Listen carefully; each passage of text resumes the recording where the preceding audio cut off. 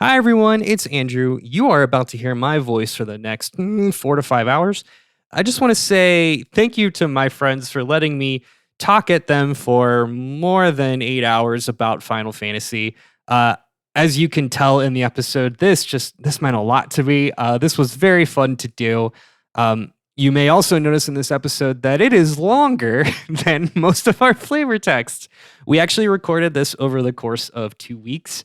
And I'm glad we did because I think I would be 3 friends less had we all tried to do it in one sitting. I think you're going to have a lot of fun. We will cover the remaining Final Fantasies, so 7 through 15 in this chunker of an episode. But before we get into it, I also want to note I couldn't stop talking about Final Fantasy, so much so that I actually recorded a separate companion piece to this episode that's on the Patreon feed. One of the things that I really wanted to do was talk about the Final Fantasy music. The music of this game, it just means so much to me and has been such a thing in my life, a fixture in my life for so long. However, insert a bunch of stuff about copyright law. That's really hard to do in the main feed that you get through your Spotify's and your RSS's, right? So here's the deal. I recorded a completely separate companion episode to this that I'm calling Final Fantasy Radio. And what I did is I picked one iconic song from each of the 16 games. I talk a little bit about the games and like what that particular song, what it does, like where it plays in that particular part of the game's context, right? And I've got just the song in full because on the paid feed, rules are a little bit different. So if you are interested in that and you are already a patron, go download that, check it out, listen to this first so that you have the context, and go check out the companion piece. If you aren't, and that sounds of interest to you, go check out our Patreon at patreon.com/debatethiscast. You will have access to the feed with a simple monthly subscription of $5. And again, not only will you have access to this, what I just did, but you'll have access to Deconstructed, the Office Drones, all the other bullshit that we do. There's a ton of free content. Okay, cool. Enjoy. Bye. It's crazy. You can't usually get pregnant from a Hojo. We're entering our flop era. Shit's bleak out here. All right. 18 plus. Who wants to get milked? What kind of quality we have here. Debate this. I need the edge. I need what the raw, unfiltered internet can bring you. This is probably only going to be the 3rd or 4th dumbest thing I've said today. That's for nobody. Just out there raw dogging the internet. Way more hog than I expected. It's about as much hog as I anticipated. This is going to be one of those episodes, isn't it? Here comes the cow. Here comes the cow. All right, let's get this over with so we can play Magic. Hello and welcome to Debate This, the show where no one is right, but someone is definitely wrong. In this show, we take time out of our busy adult lives to talk about comic books, video games, and how, I don't know if you're like me, maybe you've experienced this, but it always takes longer than you think that it will to go through the entire plot line of 16 completely disconnected video games. Has anyone else had that experience? Boy, howdy. Well, I mean, pretty much every time I've done a flavor text, I've had that experience. I was going to say, I think the closest is going through the Magic the Gathering lore, which might as well be 16 disconnected video games. Yeah, those 16 titular disconnected video games are the Final Fantasy series, which we are covering in a 2, maybe 3, probably 3-part series. Because one, the franchise is 30 years old and has 16 games, but 2, and more importantly, there's a big old Magic the Gathering set coming out as of this recording in just a few weeks. I am signed up for 2 pre-releases. I've got 2 boxes, a commander deck, and a bundle, and more stuff on Arena that's already been reserved and paid for. And your boy is ready. Your boy is ready. Yeah, you're doing well. It, buddy. Very healthy life decisions over here. That means they are. That means that they are. Yeah. I've only been on Whatnot 4 times today. Only 4? Yeah. Well, I'm on there right now because the prof is giving away secret layers. Right now, while we're recording this podcast right now? Yep. Oh my God, Andrew. That just counts as one. Andrew, I demand that you let us know if you win or lose this. I this promise auction. I will. Okay. I Good promise Lord. you I will. So yeah, we are talking about Final Fantasy. Just like last episode, if you're just joining us and you haven't heard the first episode, go back and listen to that one because we started by covering in sequential order Final Fantasies 1 through 6, the classic years. We talked about, believe it or not, none of them were the last one, and none of the ones that we talked about today will also be the final one. Real quick, around the horn, what were your guys' favorites? Do you remember any of them that we talked about? This was a whole week ago. Yeah. Yeah, this world's Joker was Kefka from good. FF6, one of the more probably the second most famous Final Fantasy villain under Sephiroth. Yeah, love that.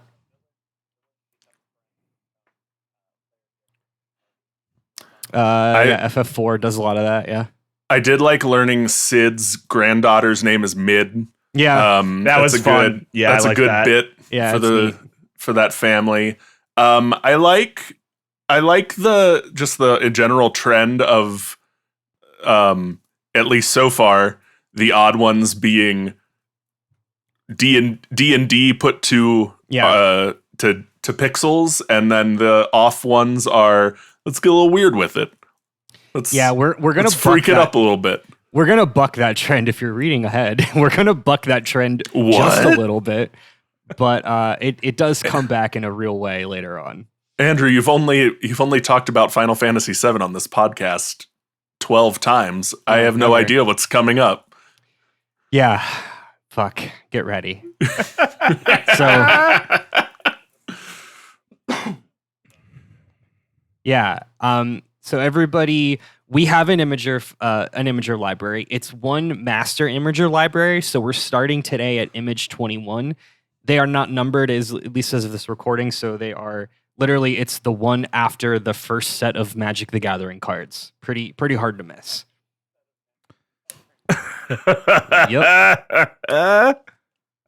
And we're gonna get high octane weird because we're jumping right into Final Fantasy VII, released in January of 1997 in Japan, and then later that year, September, here in North America to the PlayStation. This game, kind of a big deal if you've ever heard of it. Pretty big one. Yeah. Pretty monumental, pretty groundbreaking. The some would say the Ocarina of Time for the PlayStation. Previous Final Fantasy games were definitely popular, even in the States. FF4, FF6 were big titles, but just like paled in comparison to the success of 7, and then later 8. And this is what would define the franchise for a long time on. This was the second best-selling PlayStation game of all time in the United States. Does anybody want to take a guess on what the first was? First PlayStation. PlayStation 1. Yeah. I feel like it's something innocuous.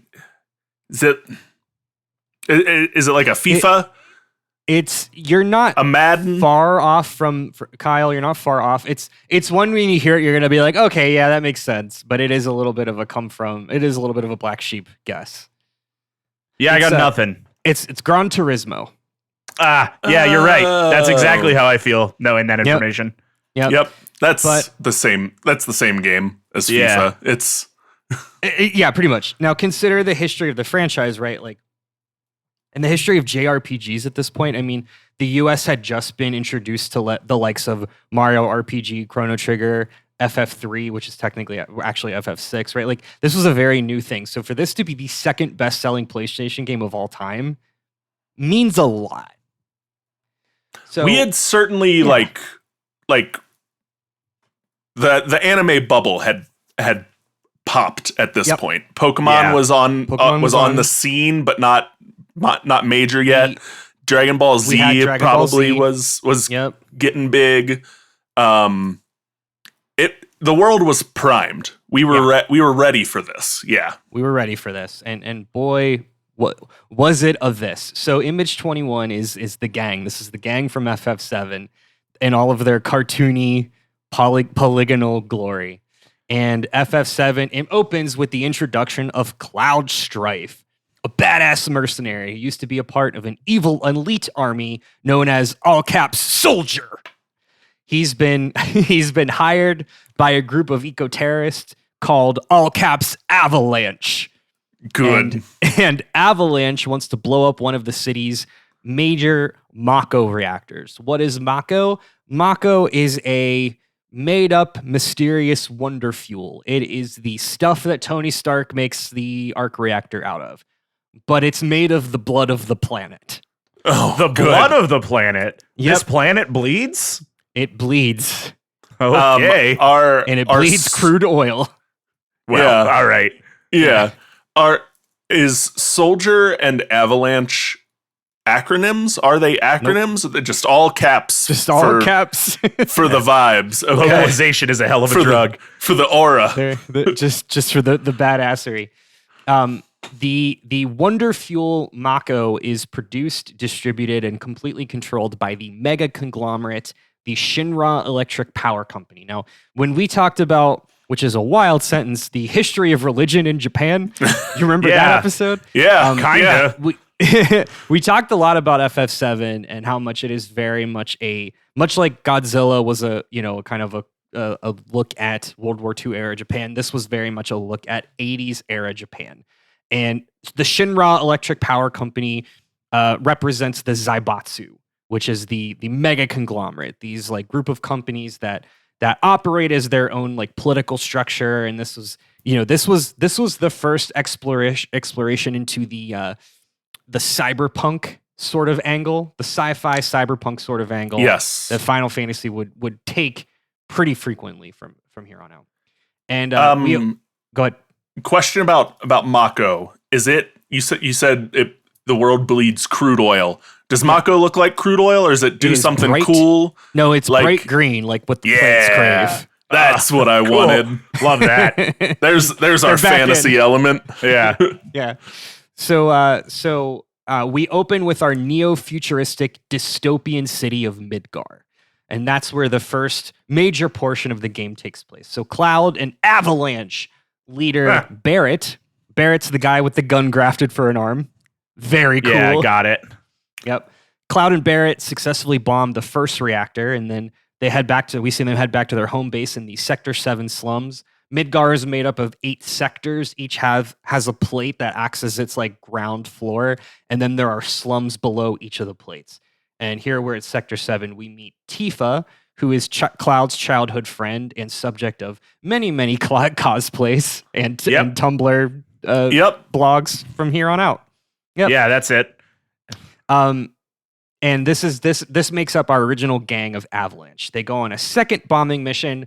Unfortunately, it fails and the group gets separated, and Cloud winds up literally falling off the plate and crashing into a church in the middle of Sector 6. And there he meets Aerith, aka Eris, if you haven't played this game since it was originally released on the PlayStation, because there was a max of 5 characters. So Aerith is being hunted by Shinra's Black Ops team called the Turks. And the reason she's being hunted is she is the... Yeah. And we're never going to talk about the Turks again. But she's being hunted because she's the last surviving descendant of, get ready, the Ancients. Oh, all right. Dang. Does anybody want to take a wild guess what the Ancients are? An ancient race of aliens with magical girl powers. Hell yeah, dude. There it is.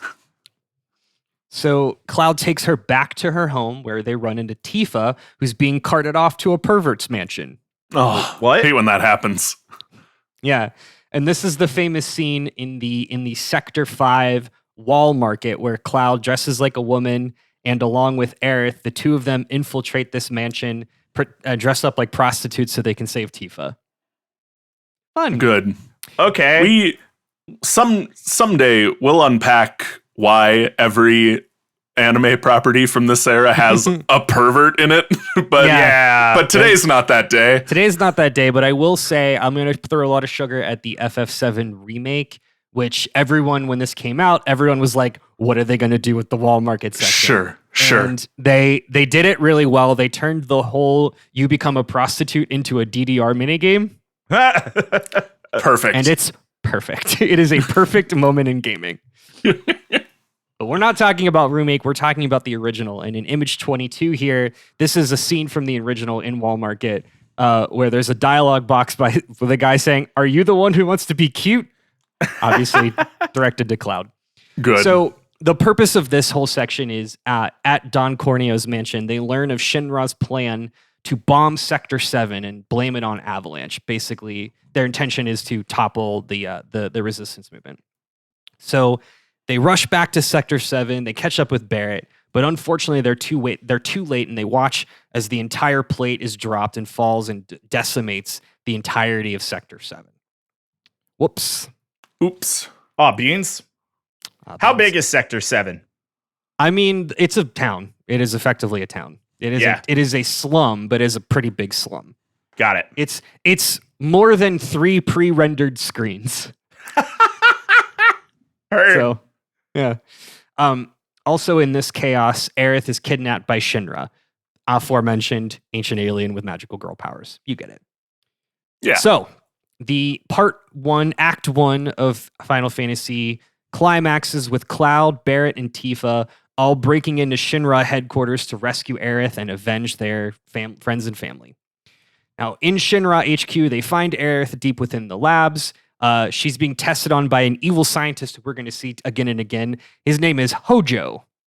All right. Hojo. And Hojo... It's the weirdest thing about him. He even in his polygonal form, they made his character figure to like be hunched over, where he's always like rubbing his hands together. Good. Yeah. Hojo wants to mate Aerith with this red dog-like creature. That creature doesn't want to mate and instead attacks Hojo, which leaves a break for them to get free Aerith. Coincidentally, that dog is both sentient and can speak their language, and also is not a dog, but instead is their new friend, Red 13.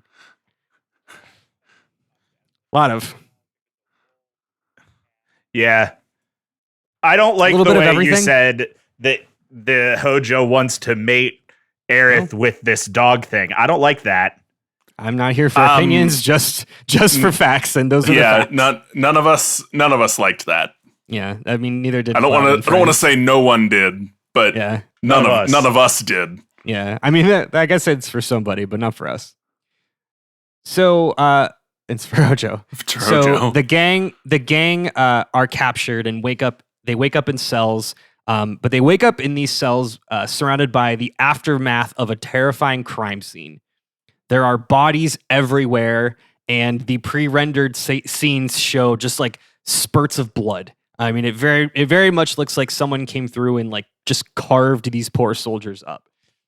So the crew races to the top of the building to find President Shinra, that's the president of Shinra.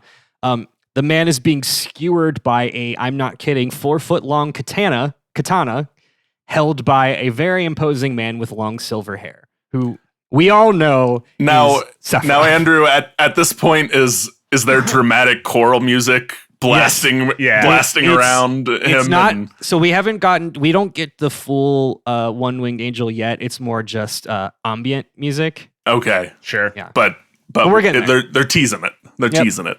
So Sephiroth escapes as the party follows to try to find a way out. And on their way out, they're attacked by a man and a helicopter, but also on a helicopter.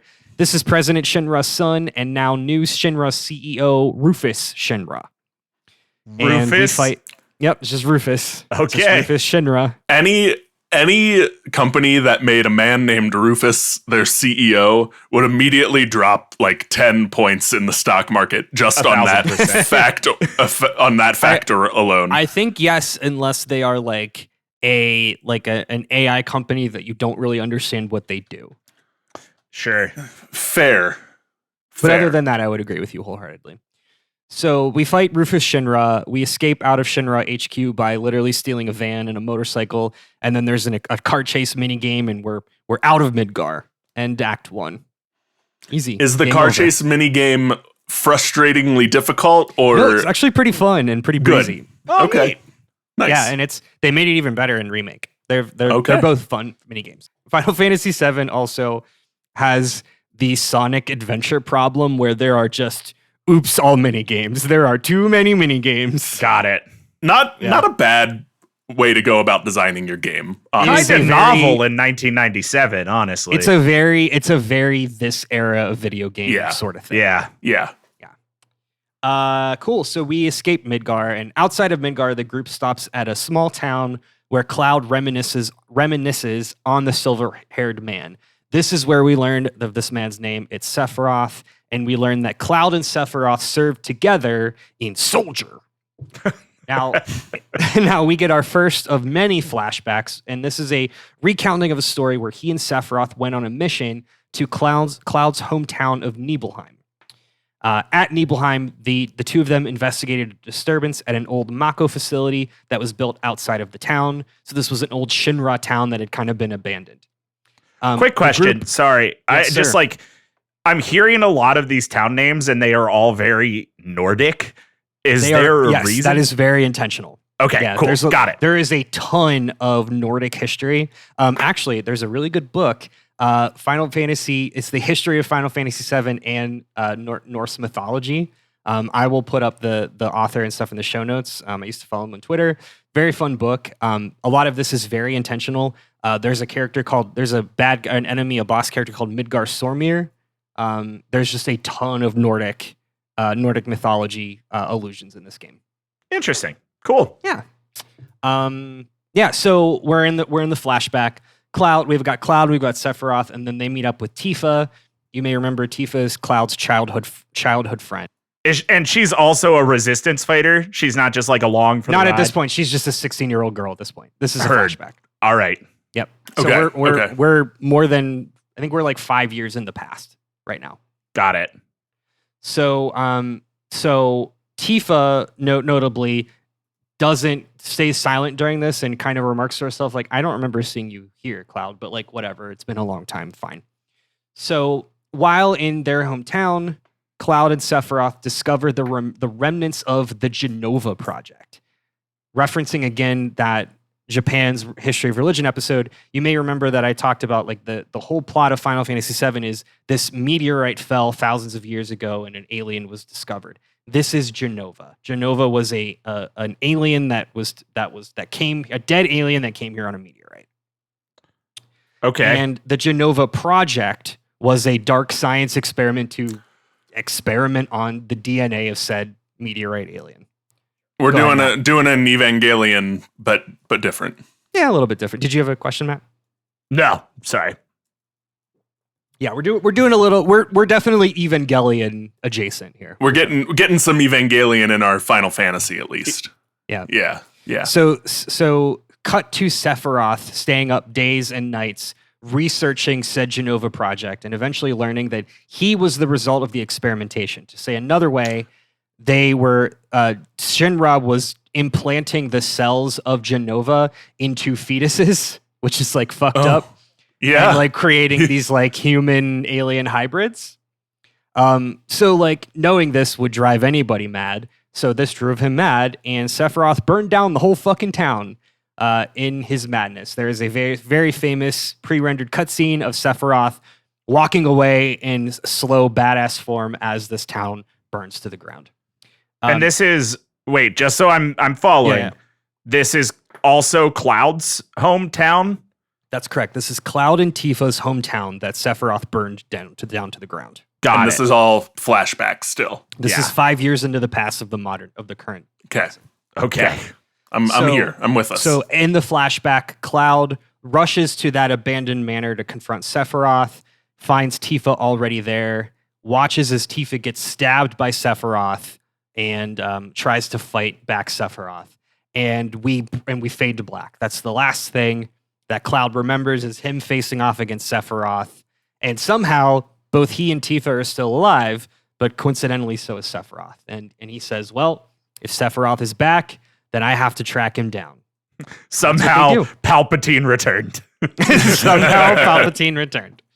So Beginning of Act 2, the gang infiltrates a Shinra parade. We do another mini game. We learn about Barrett's backstory and why his arm is a gun. We help Red 13 fix his daddy issues, and we go play some arcade games at the Gold Saucer. While at the Gold Saucer, we meet a big cat who sits on top of an even bigger Moogle robot. He calls himself Kate Sith. People used to think this was actually Cat She. It is not Cat She. It is actually pronounced Kate Sith, according to FF7 Rebirth.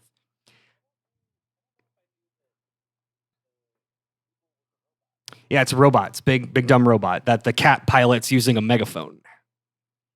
Incredible. Mm-hmm. Yep. Okay. Yeah. We also meet a ninja named Yuffie. Yuffie just wants to steal their materia, which is like their equipment. And a grumpy old man named Sid, who has an airplane. Hey, there's our boy. So the gang leads all the way back to Nibelheim in present day. Now remember, Cloud and Tifa's hometown Nibelheim definitely burnt down. They arrive, and everything is exactly as they remember it. Oh, that's bad. Yep. That's not good.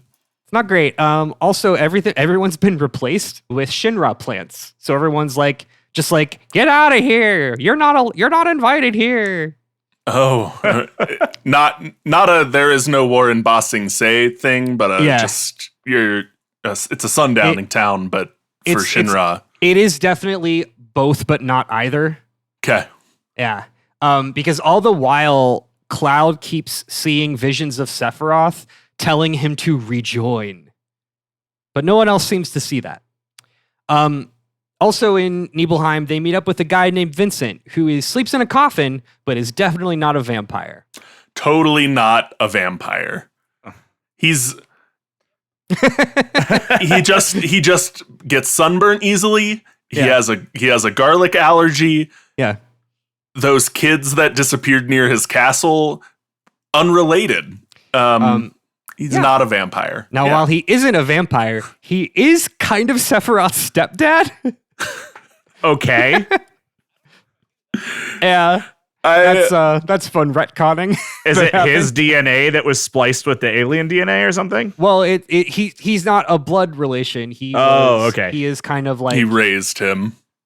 Well, he banged there's his a mom? whole backstory to the woman. Yeah, he banged Sephiroth's mom, who was pregnant with Sephiroth by way of Hojo. So there was like a love triangle there. Yeah, it's crazy. You can't usually get pregnant from a Hojo. Well,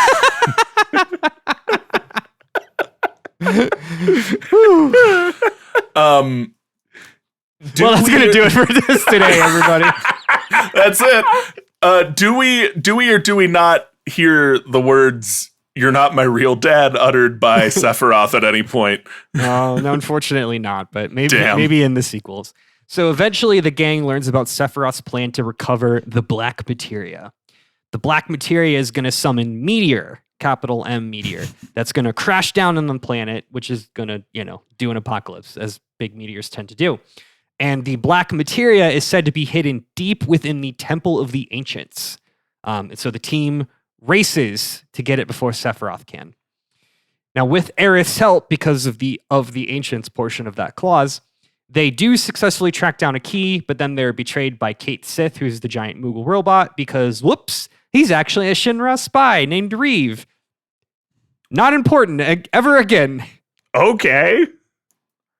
Because Shinra is also involved, and they want the Black Materia, because their whole thing is they want to find the Promised Land, capital P, capital L. Irrelevant for the rest of this show. Excellent. The gang arrives at the Temple of the Ancients, discovers the Turks weren't able to get in, and instead were just attacked by Sephiroth, who's already there. Whoops. So we run to the heart of the temple. At the end of the dungeon, we see Sephiroth and the Black Materia, and we get it, but somehow Sephiroth is able to control Cloud's mind and literally puppets him to giving him the Black Materia. Which sucks. That does suck. So, Sephiroth and the Black Materia is definitely a cover band, like a Final Fantasy cover band game. Yeah. We've seen them in Milwaukee no less than 3 times. Yeah, they play at dive bars. So now we have a backup option. Aerith is going to lead the group to the lost city of the Ancients. because of the aforementioned of the Ancient's clause. And she's going to pray that the planet's spirits help to combat the oncoming meteor. As one of the Ancients, she has this like connection to the planet, capital P planet. Doesn't matter. Let's move on. So at the end of Act 2, in one of gaming's most iconic cutscenes, we watch as the praying Aerith is stabbed by Sephiroth from above, immediately killing her. Spoilers! Oh, man. Oh, beans. So this was another pretty monumental moment. I mean, this is your Ganondorf riding out of the castle while Zelda throws you the Ocarina of Time. Like, this is a memorable moment in anyone's mind who played this game, because not only does Aerith, the duotagonist to this point, die, but you permanently lose a member of your party who is like your dedicated healer through no fault of your own. Yep, that's tough. Through the plot. Yeah. So the gang, forlorn, one party member later, heads to the northern crater to pursue Sephiroth. And while there, Cloud is paralyzed with a vision of the memories of Nibelheim from 5 years ago, except this time it's different. All of the parts where he has been replaced by a man with black spiky hair instead of blonde spiky hair. Oh. So this wasn't just a phase. This is a different man. That's weird. That is weird. And Tifa says, Cloud, this is how I remember it. That wasn't you. And Cloud learns he was created as a puppet clone by Hojo. He was created as a clone of Sephiroth. So in the way that Sephiroth was created as a DNA clone of Jenova, Cloud was among a bunch of other subjects Sephiroth said was created as a clone of Sephiroth. So he's a clone of a clone. He's a double clone. Okay. And Cloud, in his deepest moment, falls into the life stream, which is the literally like the crust of the planet. The life stream is where the Mako comes from. And Cloud just falls into the center of the earth. Probably fine. Yeah. Rub some dirt on it. Yeah. Several days pass. We are now, Tifa's in control. Tifa's recalling when she first found Cloud right before the events of the game. He was just kind of like hanging around the train station in Midgar, kind of mumbling to himself and like a homeless person. And she was like, Cloud, is that you? And he's like, I'm Cloud Strife, ex-soldier of Shinra. And she was like, okay, cool. Okay. Cool, man. Do you want to come bomb a Mako reactor with us? And that's how the game starts. So fun. And they eventually find Cloud bound to a wheelchair in an infirmary in a little island town called Midil. He had apparently washed up from literally drowning in the planet's magical spirit river. All right. Let me explain. The life stream is not just crude oil. It's like crude oil plus remember like the river Styx specifically in the Disney movie Hercules? Yeah. That is actually what I had mostly pictured. Okay. Up to this point anyway. So that's exactly what the life stream is. So all right. Yeah. So Cloud fell into it and is now got massive magical poisoning. And here we are in the final act, Act 3. Meteor is actively descending on the planet. We can see it in the sky. The capital P planet retaliates by awakening its guardian forces, the weapons. The capital W weapons. All right. So this is where we get the diamond weapon, the emerald weapon, the ruby weapon, and the sapphire weapon, and these are all super bosses. We also get the ultimate weapon, which is actually the weakest of the bunch because it's the one plot one. Oh, got it. So we fight the ultimate weapon, and after this big fight, Tifa and Cloud both fall into the life stream. Oh, beans! Uh-oh. Jeez. and when you're getting down there and you're mixing it up in the spirit magic muck, shit happens and you do kind of a mind meld, and Tifa and Cloud do a mind meld, and we get what actually happened in Nibelheim 5 years ago. And we learned through Tifa that Cloud was there. He was there, not as the spiky-haired soldier boy, but instead as a nameless grunt who was wearing a helmet. And he was too embarrassed to show his face because his whole thing was like, he was like, I'm going to leave this town and be a big fancy soldier man. And he didn't make it. He didn't make the cut. And he didn't want to show Tifa that he didn't make the cut. So he hid his face. But the whole time he was actually there. And we learned that like when Sephiroth burned down the town and Tifa went to confront him, it was actually Cloud in his guard uniform that saves Tifa's life. That's how she made it out of the reactor alive. And Zack was the one who fought Sephiroth. Who's Zack? Who is Zack? I don't feel like I've heard Zack. There's a dude named Zack, guys, and that is the person that Cloud thought he was. Zack Fair is the actual first elite class and soldier who traveled to Nibelheim with Sephiroth as a partner. So Zack Fair was a real person who died in Nibelheim. Andrew, are we talking about the sequels in this? Zack's the protagonist. Zack's the protagonist of like the sequel of like Crisis Core, right? The sequel. Crisis Core. So Crisis Core. Great question, Kyle. So, oh my god, what have you done? If we did. I'm gonna do this. I'm gonna do this so quick, you guys, because this is really good. I was gonna say if we need to put the door, close this door back up, we can. Yeah. So Crisis Core is the telling of the Nibelheim incident, which is this exact incident. So okay, Sephiroth burns down the town. Zack goes to confront Sephiroth, fights Sephiroth, loses. Cloud saves Tifa's life, and in a last-ditch effort, throws his sword at Sephiroth, knocking Sephiroth into the life stream. Ding. And then Cloud and Zack both pass out in the lab, basically in the lab. Hojo appears. Ding. Hojo experiments on Zack and Cloud for 2 years. So Hojo tests, experiments on both of their unconscious bodies for an entirety of 2 years, basically injecting them with Mako, doing all this fucked up shit until one day, nothing weird, no mating, so no weird stuff. And the two of them eventually get out, and Crisis Core goes through this whole thing. So Zack wakes up, frees Cloud, basically takes an unconscious Cloud back to Midgar. And Zack is confronted by Shinra because they're, closing loose ends, so to speak. Oh, sure. Yeah. Zack is gunned down by Shinra, and Cloud, still unconscious and fucked up from Mako poisoning, takes Zack's Buster Sword, classic Buster Sword, and gets on a motorcycle and is like, I'm Cloud Strife of elite soldier unit, and basically just and then unwittingly takes his whole identity. Fun. Good. All right. Yeah. So that's Final Fantasy VII. It's a Don Draper thing. Kind of is, yeah. I mean, okay. So nobody realizes that Mad Men is actually a retelling Final of Final Fantasy VII. Yeah. It's an Americanized Final Fantasy VII, yeah. Yep. So following this whole thing, never mind. So that all happens, blah, blah, blah, blah, blah. So Tifa and Cloud emerge from the life stream. They now know the truth of everything from 7 years ago, not 5.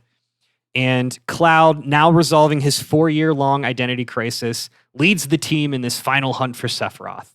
They travel back to the Northern Crater. They confront Sephiroth in his first form, his second form, his one-winged angel form, and then finally a climactic 1v1 battle in the void where Cloud kills Sephiroth with Omni Slash. Hell yeah. All right, brother. We got there. And Kyle's 14 dats. And with Sephiroth defeated, the party watches in horror as Meteor descends, and Holy, which is what Aerith tried to summon, the Holy entity fails to stop it. However, the planet steps in at the last minute, and the life stream itself repels the alien evil, and nature, in fact, begins to heal. Fast forward 500 years later, and we see Red 13 with a family of smaller Red 13s running across the ruins of Midgar, which have been completely overtaken by trees and vegetation. Roll credits. Questions? Why is Red 13 still alive 500 years later? Long lifespan.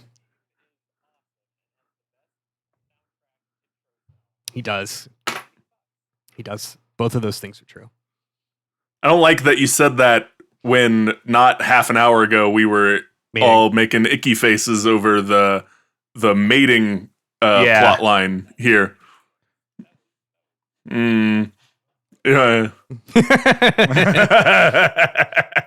It was the stuff you clean your hands with in a truck stop bathroom.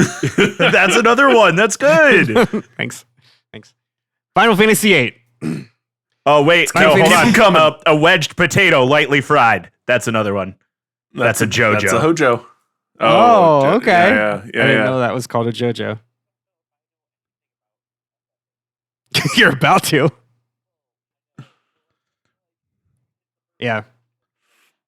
Yeah, those were names that you recognized, yeah. FF8 is probably the weirdest one of the weirdest ones. It happens to be one of my favorites because it's so weird. I love it. You guys will not, probably. Good. Bring it on. Yeah. You might. Probably won't. So FF8 was originally released in February of 99 in Japan and then September of 99 in North America. As you can imagine, this one had big shoes to fill.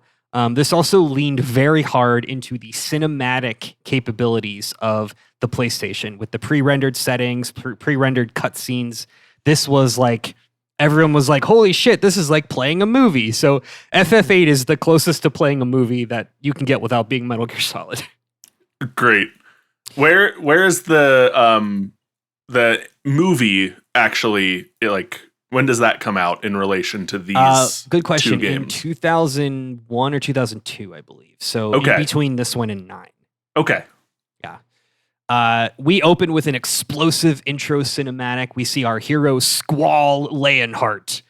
He's facing off against his rival Cypher, and the two are fighting in a gunblade duel. Does anybody want to guess what a gunblade is?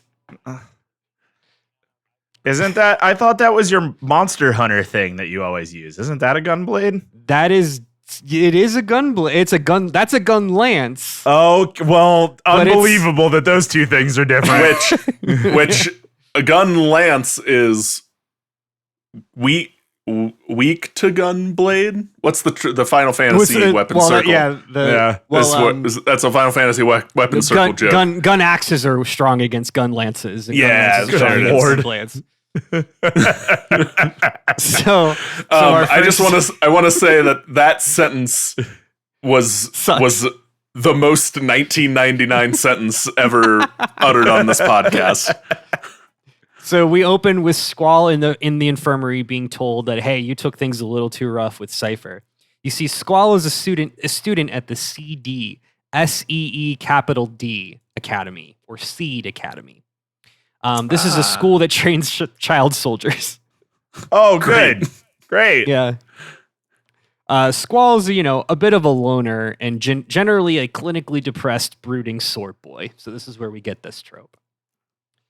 Now, Squall and his fellow students at Balam Garden are currently fighting back the threat of neighboring nation-state Galbadia, who has been a little conquer-happy as of late. They're not full empire, but they're definitely like annexing smaller towns and kind of like empire adjacent, if you will. Empire light. Yeah, Empire light.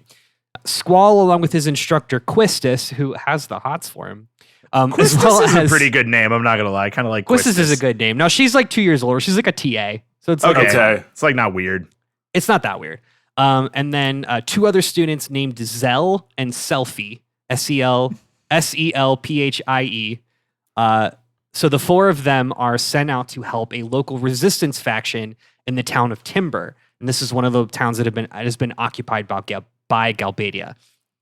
They take a train. On the train, Squall falls asleep on the train and dreams he's living the life of some Galbadian dude named Laguna. Laguna in this dream has a meet cute with a piano player / songstress named Julia. Irrelevant, but we later then in a separate dream cut to him fighting against soldiers of the warring nation of Esthar, which we'll learn about later. So we're kind of playing two storylines. We're playing Squall and we're playing Laguna, basically. And as of right now, all we know is that Laguna is like a dream, right? Correct. Got it. How serious is this like war if if the students are the ones like fighting back. Yeah, man. I feel like if you're worried about something, you don't send the students to do it. You send your real military, and this feels like if we lose these territories, whatever. This game has more plot holes than the original Star Wars trilogy. Good. Well, that's a lot of holes. Sure is. So it's kind of like the world. It's an interesting world because it's almost kind of like the Pokemon universe, where you're like, hey, where are all the able-bodied adults? Oh, sure. Why is everyone teens and Nurse Joy? Yeah, and there are a lot of theories, and there's a whole kind of bleak universe that is left unsaid. That is basically like this continent has been torn apart by war for 40 years, and like they've just hit a period of peace, and now Galbadia is conquering again, and like most people are dead. Yeah. Like it's kind of post-apocalyptic, but it isn't. It's post-apocalyptic. That's exactly what I was gonna say. Yeah. I think that's well said. So that's the very long answer to your question. But we don't really get into that. Instead, what we do is we arrive at Timber and we meet up with the head of the resistance, a girl named Renoa, who Squall clocks as this mysterious manic pixie dream girl that he danced with in a school event cutscene the night before. The group now we're up to 5 main characters. They have a plot. Their plot is to kidnap the president of Galbadia. Hell yeah. Hell yeah. Are you a rad enough dude to kidnap the president of Albania? Unfortunately, we learn that we are not in fact a rad enough dude, because the person that we do capture is his body double, who ends up being a zombie. Oh, dang it. Uh-oh. After the failed kidnapping, they witness a press conference. This press conference is announcing the sorceress Adia as the new de facto ruler. And we see Cypher. Remember Cypher? He's the other Gunblade guy. Cypher is her prince at her side.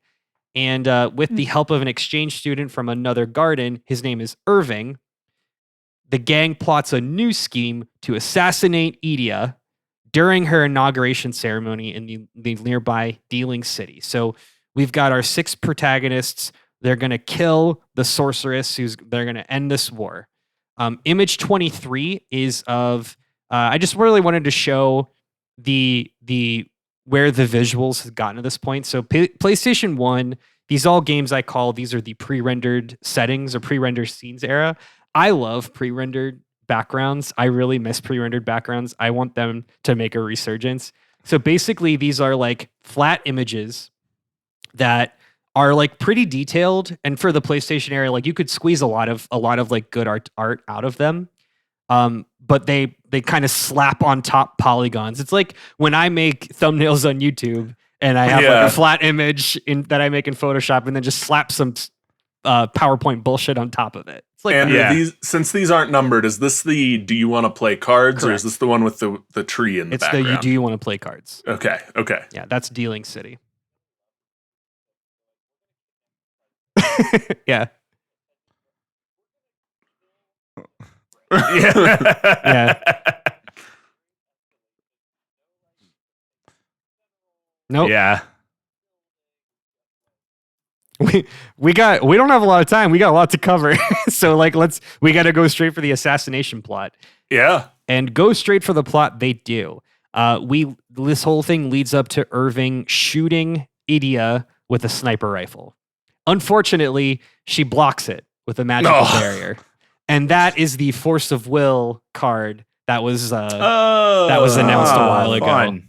Yeah. That art that I would, if I opened that in a pack, I would immediately die. So seeing this plan has failed pretty gloriously, Squall has no choice but to just attack.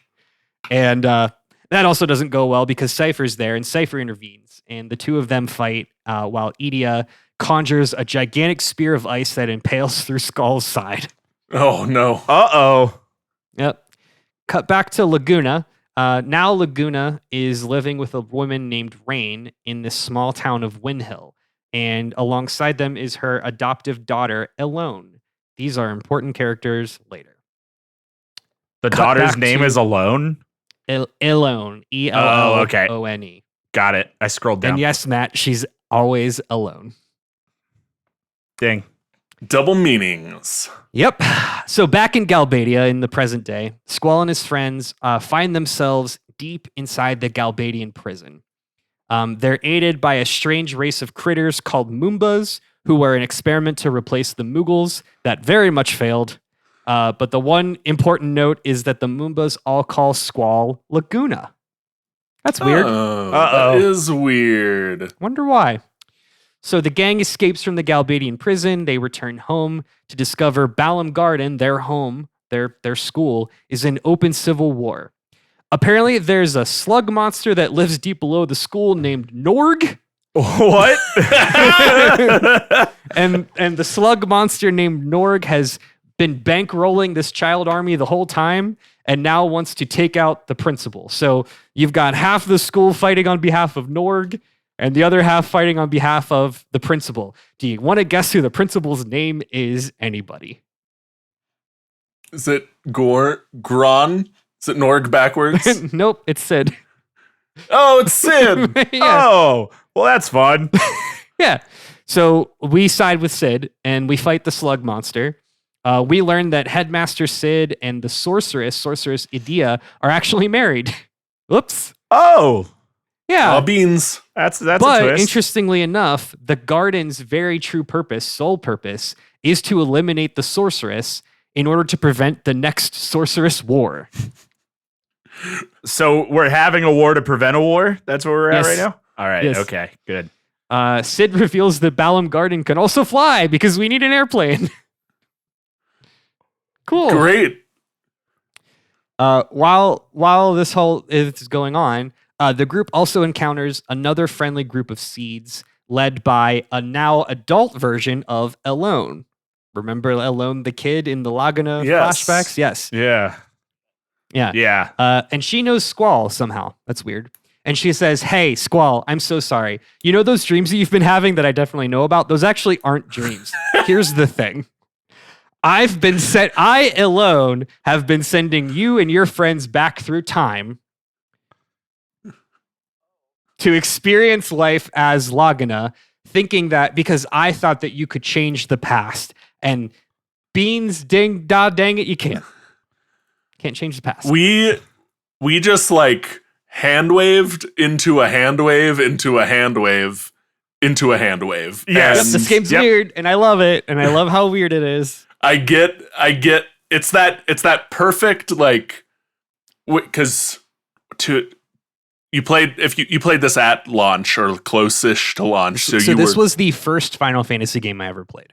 So you were 10, 11 years old. Yeah, it was a monumental impact on my life. That is that's the perfect age for this, where like you see those hand waves and you're like, yeah, totally. Makes perfect sense. Yeah. Like if you had to explain it to your parents, they would consider like putting you in a boarding school. Yeah. But to you, you're like, yeah, Mom, she knew about the dreams because she was sending him back in time to fix it. Why don't you get it?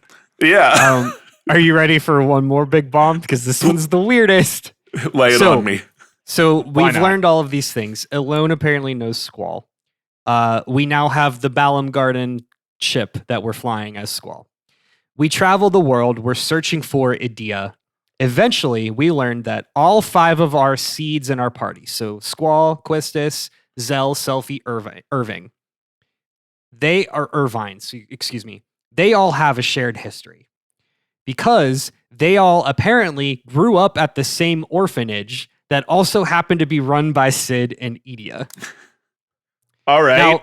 Now, why don't they remember this? Great question. Because they're chosen children and had some you have to them. Have trauma followed by general amnesia for a while afterwards. There is an in-game explanation, and they actually set this like it's the first thing you hear in the game. When you first get your summons, which are called GFs, Guardian Forces in this game, everybody can cast summons because that's how you get magic, kind of like FF6.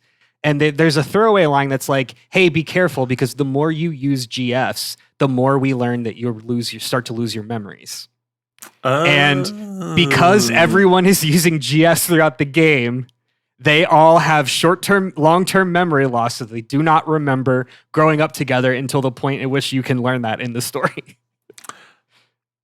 Andrew, is there a no GFs playthrough where you can not do that? It's a plot thing, because it's like they had already been using them as part of their training. Sure. But that would be cool as hell. It's not like that Far Cry where the guy leaves in the beginning, is like, wait here, I'll be right back. And if you just wait, the game ends in 20 minutes. That would be so cool. So that we get that bomb. They later learn that Edea is going to appear at the Galbadian Garden, which is obviously the rival to Balam Garden. And they drive their garden into Galbadian to infiltrate. We have an all-out seed-on-seed war, and the group makes their way to the auditorium where they finally confront Edea and Cypher. Good news, we take down Edea. Bad news, Rinoa. Remember Rinoa? Rinoa starts to act weird and begins reviving Cypher. Uh-oh. Turns out that Edea has been possessed this whole time by an evil sorceress from the future named Ultimecia. Now, hold on. Begun the sorceress wars have. And somehow Palpatine survived. So now Ultimecia has left Edea and is trying to possess Rinoa, but Rinoa collapsed before she could completely gain control. Edea says, yo, hey, it's me. I remember you all from the orphanage. Anyway, guess what? Ultimecia is a thing. Ultimecia wants to find Elone. Do you want to know why? Because Elone has the ability to throw people back in time. Remember how you've been thrown back in time? That's what Ultimecia wants to do. Just real quick. Yeah. Ultimecia sounds like a catering package at Olive Garden. Anyway, as you were. Sick. Sign up for the Ultimecia tier and you get free unlimited breadsticks. The big plan is Ultimecia wants to gain control of Elone's powers so she can send her own conscious backwards and forwards through time, ultimately becoming timeless and powerful or whatever. Sure. And she wants to, quote, compress time itself. That will be important later. Now, Squall realizes this whole time, because she's been fridged, he's in love with Rinoa. All right. Because she's been fridged. So the only way we can save Rinoa is we got to take her to Esthar. Esthar, until this point, was the big other nation who Galbadia was in conflict with. So we journey through the desert. We find the super high-tech city of Esthar, camouflaged in plain sight, literally just like Wakanda. Got it. And excellent. It's actually pretty cool. In Esthar, Squall continues to relive memories of Lagana. Lagana's starring in a movie, then traveling to Esthar to rescue child Elone, who was captured by Sorceress Adele in the Sorceress Wars. And other things happen. And Squall learns that present-day Elone is hiding out in space. We can't keep doing this.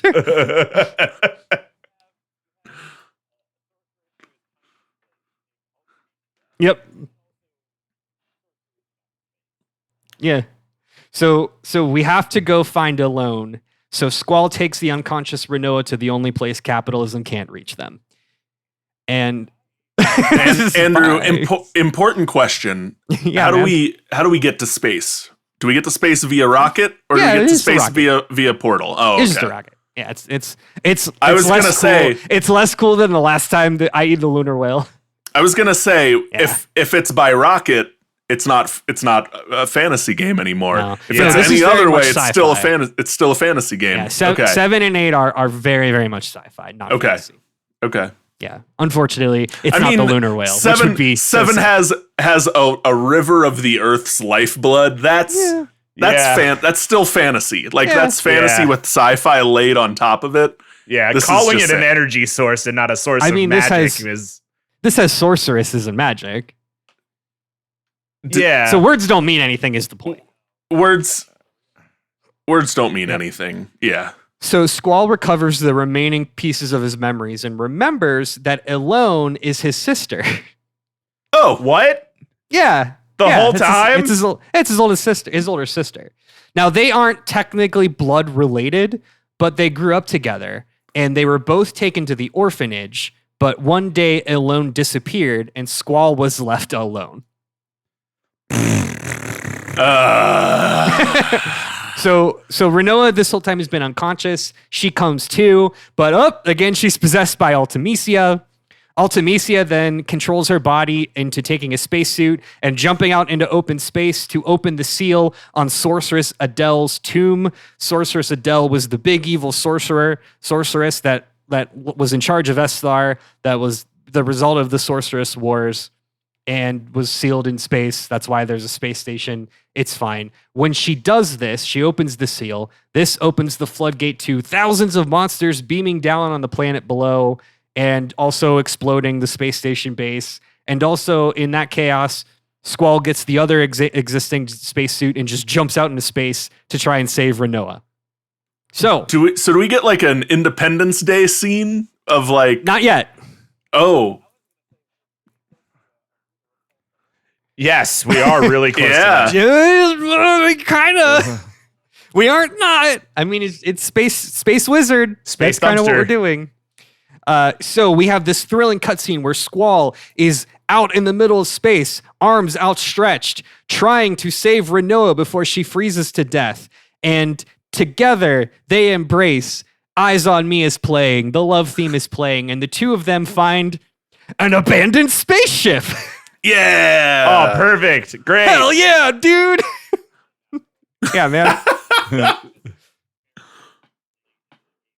Yeah.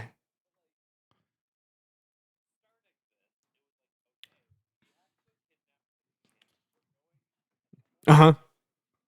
The president, but go on. Yeah. Yeah. 80.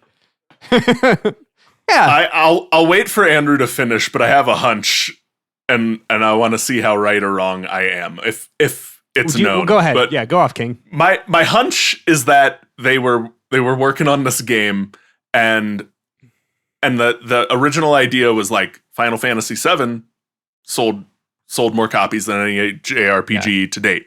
We want to do more than that because business. Make us another Final Fantasy VII, but change your answers so that the teacher doesn't know we're copying. And then somewhere in the chain of hand waves, someone was like, "Okay, you did too much of a Final Fantasy VII. Change the ending." And that's why we have to like hand wave through like 8 things in a row because the story got changed late in development or something. Pretty much. This is what happens when you give Tetsuya Nomura the keys to the castle.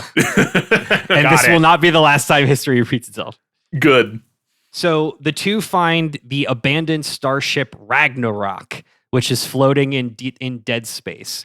They enter the space station or spaceship. They clear it of monsters, and fortunately, it's got tons of fuel, and they just ride it on back to Esthar.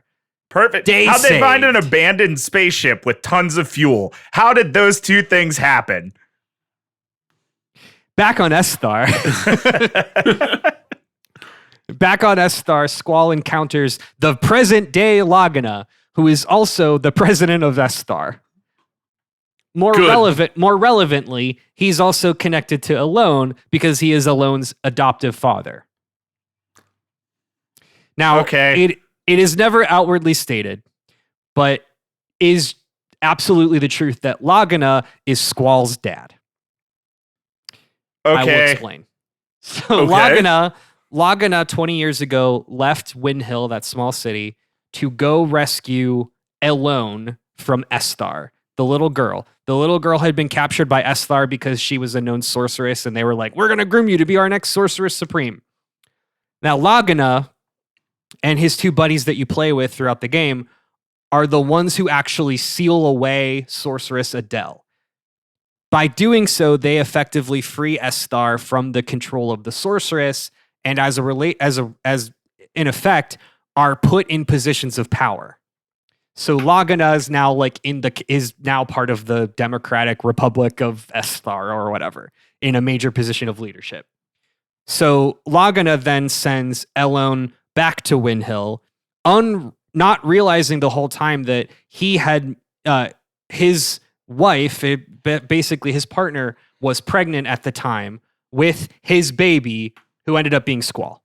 Oh, okay, all right. So there you go. Easy. I love how more and more off Matt gets as the. I told you weren't going to like this reading. One. I told you weren't going to like this one. So Lagana tells Squall, "Hey, while the space station was getting destroyed, Galbadia's got their hands on Elone. You got to go save her, because what that means is Ultimecia has her. Hey, actually though, okay, yeah, this makes sense. The whole reason we kind of have this Ultimecia situation is because she's always had Elone, because she lives in the future, and the fact that she came back to possess Adele and Renoa means that she already succeeded in the future. Because time is a flat circle. So he's like, Matt's so upset. Dude. So Matt's so mad. So yeah, so really, so we have a device. So we all get a device, and it's time to go confront Ultimecia in her time compressed world. We're going on a time heist to the time compressed world. Now we're going to a place that is neither the past nor present, nor is here, nor is there, nor is anywhere. It is everywhere and nowhere at the same time. Is it the hyperbolic time chamber? Is the hyperbolic time chamber a time compressed world? It's the time compressed world is the flat circle, but on the inside. It's the upside down. And now, Kyle, here's the good news. The way that we all survive in this wimbly wobbly timey-wimey universe is, say it with me, the power of friendship. Yeah. So we enter the time compressed world. We fight our way through Ultimecia's castle, and we confront the future sorceress Ultimecia herself. After beating her multiple forms, the time compression dissipates, and all is set back to normal after a 15-minute, very heady cutscene. Roll credits. Same, bro. And I thought it was over 5 times. The fact that we got to space after we tried to kill the president. So holy shit.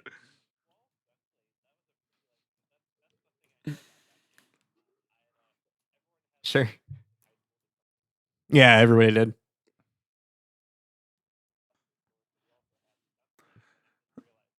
Squall's gunblade is the video game equivalent of Chekhov's gun, too.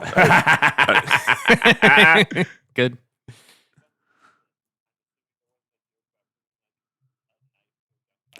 Knife to a gunblade fight. I'm sure there is somewhere. This is I don't know if this would make any more or less sense if I played the game and had like 2 hours of gameplay in between each of these major story beats. But it's the exact kind of story that, like, I feel like I'd play it and be like, I must have missed something somewhere. You're gonna go. This is the one that you're gonna pour over the wiki.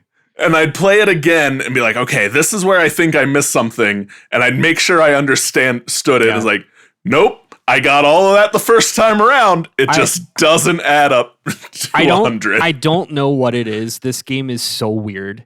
And I love it so much. Like, I played the remastered version 2 years ago or 3 years ago. And I went in expecting to like hate it. I was like, I don't think this is going to hold up at all. And I ended up loving it even more. It's rule of cool prevails across mediums. Like if the thing is cool enough, you will make it make sense. You will make it make sense to you. Sense.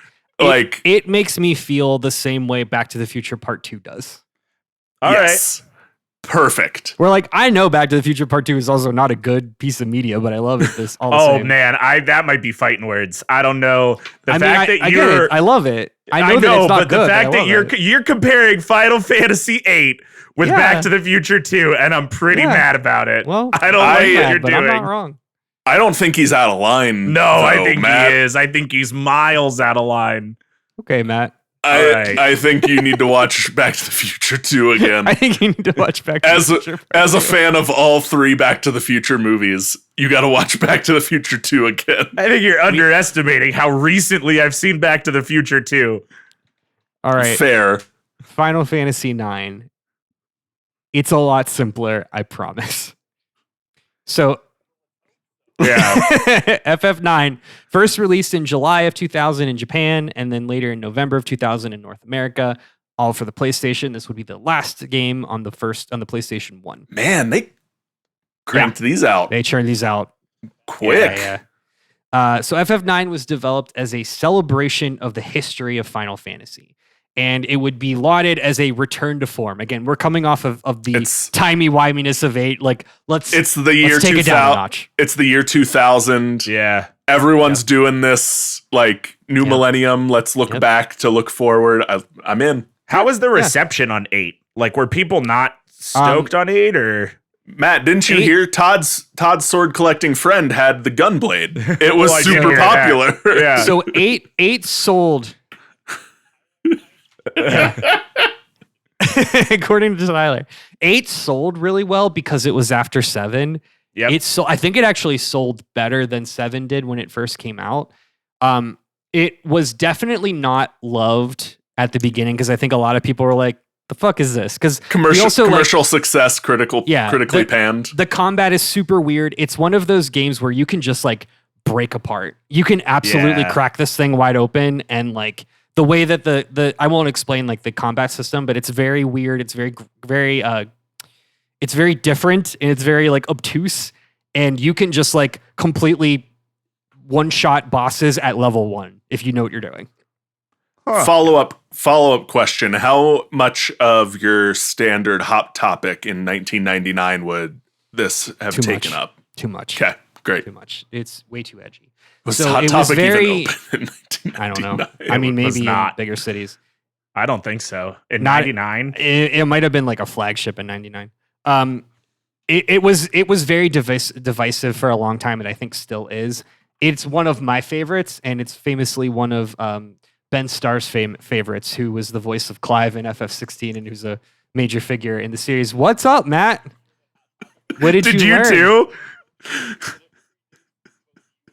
Uh-oh. Yeah, the first Hot Topic opened in 1989. Uh-oh.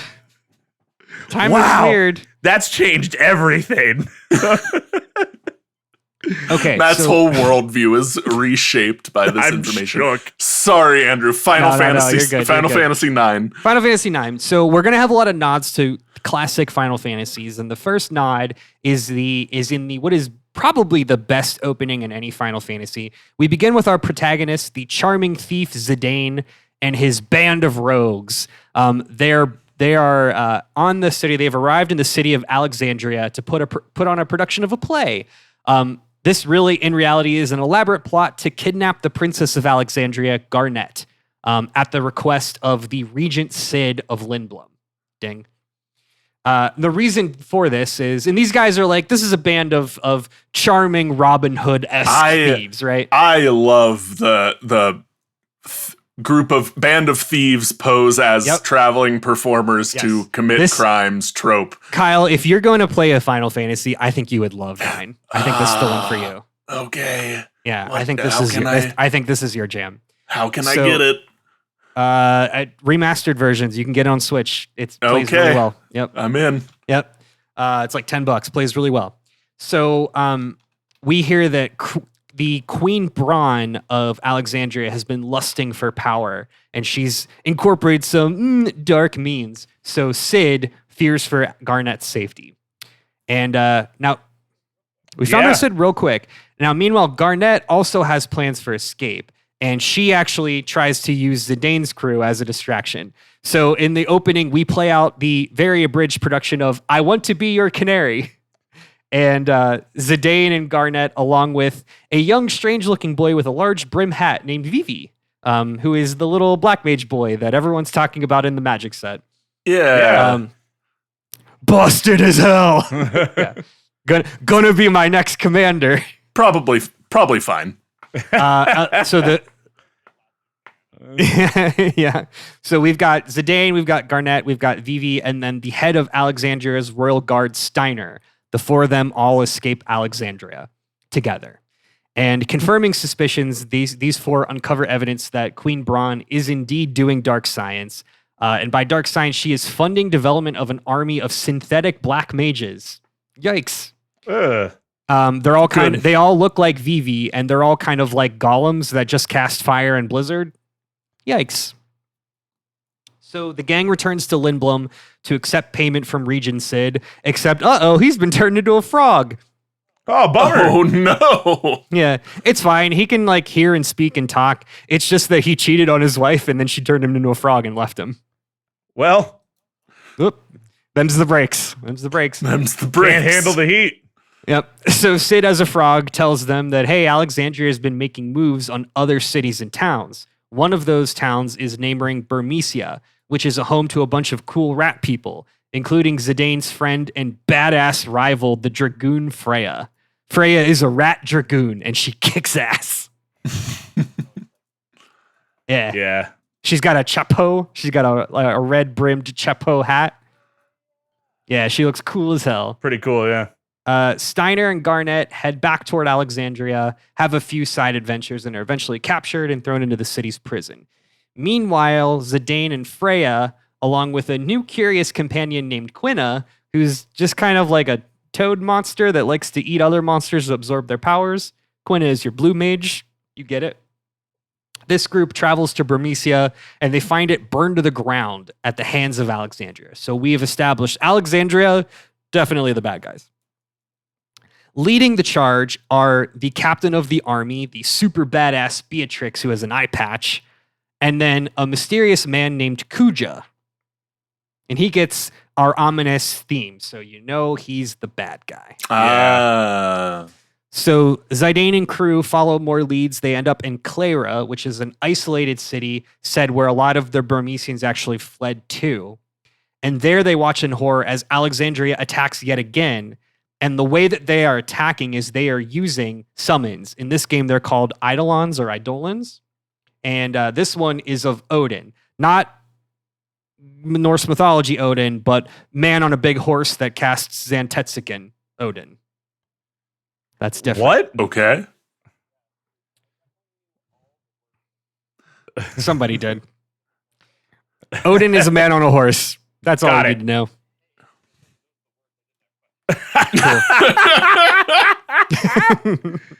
So the important point here is that Garnet is a summoner, and is in her whole like job, her whole thing is that she can cast summons. But all of her summons were stolen by her mom, Queen Braun. And Queen Braun is using Garnet's magic effectively to decimate other cities, which is like pretty fucked. Yeah, it's bad. Yeah. Zidane and crew flee and head back to Alexandria to try and break out Garnet and Steiner. They are actually assisted by Beatrix, the woman with the eye patch, because she's like, hey, Queen Braun, not so healthy. She's kind of going nuts. We got to get the fuck out of here. So the gang makes it back to Lindblom, which is like their home base. They're met with yet another attack by Alexandria, but now it's not any soldiers and just black mages and another Eidolon. The gang flees again to the outer continent, which is just, outside of where they're at. The Outlands, if you will. There in the Outlands, they encounter a village of rogue black mages who are all sentient like Vivi. And this is where we learn Vivi is in fact one of those golems that was created and somehow developed sentience. Yeah, of course. The sad thing is that all of these golems have a lifespan of like 2 years max. Oh. And they all know that, and they just kind of like support each other in this like sad black mage retirement community. Oh no. That's the exact same lifespan Vivi will have on the board of a Magic the Gathering game, actually. Yeah, pretty much. So the gang travels deeper into the Outlands and meets a young girl named Aiko. Aiko introduces herself as the last of the Summoner tribe, which I mentioned Garnet is also a summoner. That's interesting. So she leads them to her home of the ruined Medain Sari. There, Aiko is like, these are literally like ruins. Aiko lives with a bunch of Mughals. And Garnet learns the truth of her backstory is that Garnet, was actually born in this village and was part of the evacuation as a baby. They were attacked by what they think was a storm, was actually an Eidolon. You get it. And Garnet and her mom washed up on the shores of Alexandria. Garnet was still alive, and her mom died, clutching her in her arms. So Queen Braun actually found the crashed boat and took Garnet in to replace her actual departed child, Garnet. So Queen Braun found this baby and was like, my daughter died, so you're my new daughter now. Guess I got a new one. Yeah. Yeah. Cool. So back in the present, the gang travels to the farthest point of the continent. There they find the sinister-looking Ifa tree, which is shown in image 24. Okay. Again, just showing the power of like these pre-rendered scenes. Like, I think this is such a cool, like, you can see the massive Ifa tree in the background, and it's kind of like, it looks like a tree, but it's made completely of roots and skulls and like bones. Yeah. Yeah. It looks pretty sick. Looks really good. Yeah. So they head to the Ifa tree and they learn that, so there's this like evil mist that creates monsters and prevents people from leaving continents and yada, yada, yada. Basically, this is magical energy that comes from the Ifa tree. So they beat up the monster that lives at the bottom of the Ifa tree and stop the evil mist. Job's complete. Mission accomplished. We did it, guys. Everybody go home. Yep. And everybody knows bringing the boys back home. So we cut back to Braun, who tries to take out Kuja, because we learned that Kuja is kind of being like Braun's Jafar. He's like, I've got the power of magic. Queen Braun, don't you want power? So Braun tries to take out Kuja with the king of Eidolon, say it with me, Bahamut. Okay. Okay. Kuja Uno reverse cards her and is like, actually, that's mine, thank you. And blows her up with Bahamut instead. And now you gotta keep an eye, if you're the monarch of a kingdom, you gotta keep an eye on your scheming eunuch, or they're gonna turn on you. You can't let Jafar get away. You gotta keep 2 eyes on Jafar at all times. So Braun is dying. She washes up on the shore, and where Garnet finds her. And Braun says, I'm so sorry, cough, cough, cough. I'll tell you everything. Here are your Eidolons. Garnet unlocks her true powers as a summoner, realizes through self-actualization who she is, and forgives her adopted mother, and gets her true powers back. Great. I don't know that you get forgiveness that easily. A little quick. She learns to forgive. Fine. So the gang heads back to Alexandria so that Garnet can be crowned as the new queen. However, they're interrupted by Kuja summoning Bahamut to blow up Alexandria. Fortunately, though, Garnet learns of a secret defense mechanism, and that is to turn the keys of the nuclear sub, as it were, using her magical pendant to transform the entire city into a massive Eidolon called Alexander, which is just a big robot. All right. So, Alexandria turns into a big robot, fights off Bahamut. Dope. So, following this, the party chases Kuja to the Forgotten Continent. And they learn of, say with me, an ancient civilization. Hey. All right. This ancient civilization is called Terra. And they find a portal that takes them to the long-lost world of the Terrans. Now, do you guys remember in Spider-Man Nope, the second one, the Europe one. Far From Home. Far From Home. The fake story that fake Samuel L. Jackson tells Peter Parker. Yes. The incursion of the two worlds, yada, yada, yada. Yeah. That's what's actually happening here. That's the real story here. That's the actual story here. So Terra is a planet that exists inside of the main planet this game takes place in, which is called Gaia. Terra, Gaia. I love that Hollow Earth theory is real in Final Fantasy. Yep. So thousands of years ago, the ancient Terrans tried to achieve immortality to preserve their world and fuse theirs with the much younger Gaia. That didn't take. So the two worlds were kind of left in this like weird limbo with Terra sort of existing inside of Gaia, but like in a parallel sort of way. Yeah. Now, in this state of limbo, the people of Terra would go into a deep sleep and appointed an android named Garland to create empty vessels for the Terran. Garland created Kuja, who would be sent to Gaia as like a herald of war. He also created another empty vessel, which was Zidane.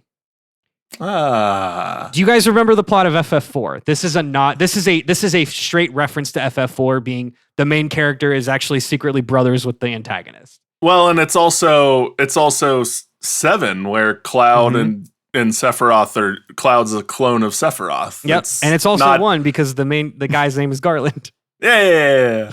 So Zidane now has an identity crisis after learning his dark origins, tries to fight Garland, but he is overtaken and sent to Pandemonium, which is a grave where all of the Terrans are in stasis. This is a very cool scene. I'm not going to get into it, but it's basically like an interactive cutscene where you work through Zidane's identity crisis, I guess. And altogether, the gang sets off to find Kuja. So they chase Kuja into a portal to Memoria, which is a physical place manifested by the memories of the long dead souls of the Ifa tree. Don't worry too much about it. There, they hunt down and defeat Kuja, who has achieved his final Super Saiyan form, i.e. Trance.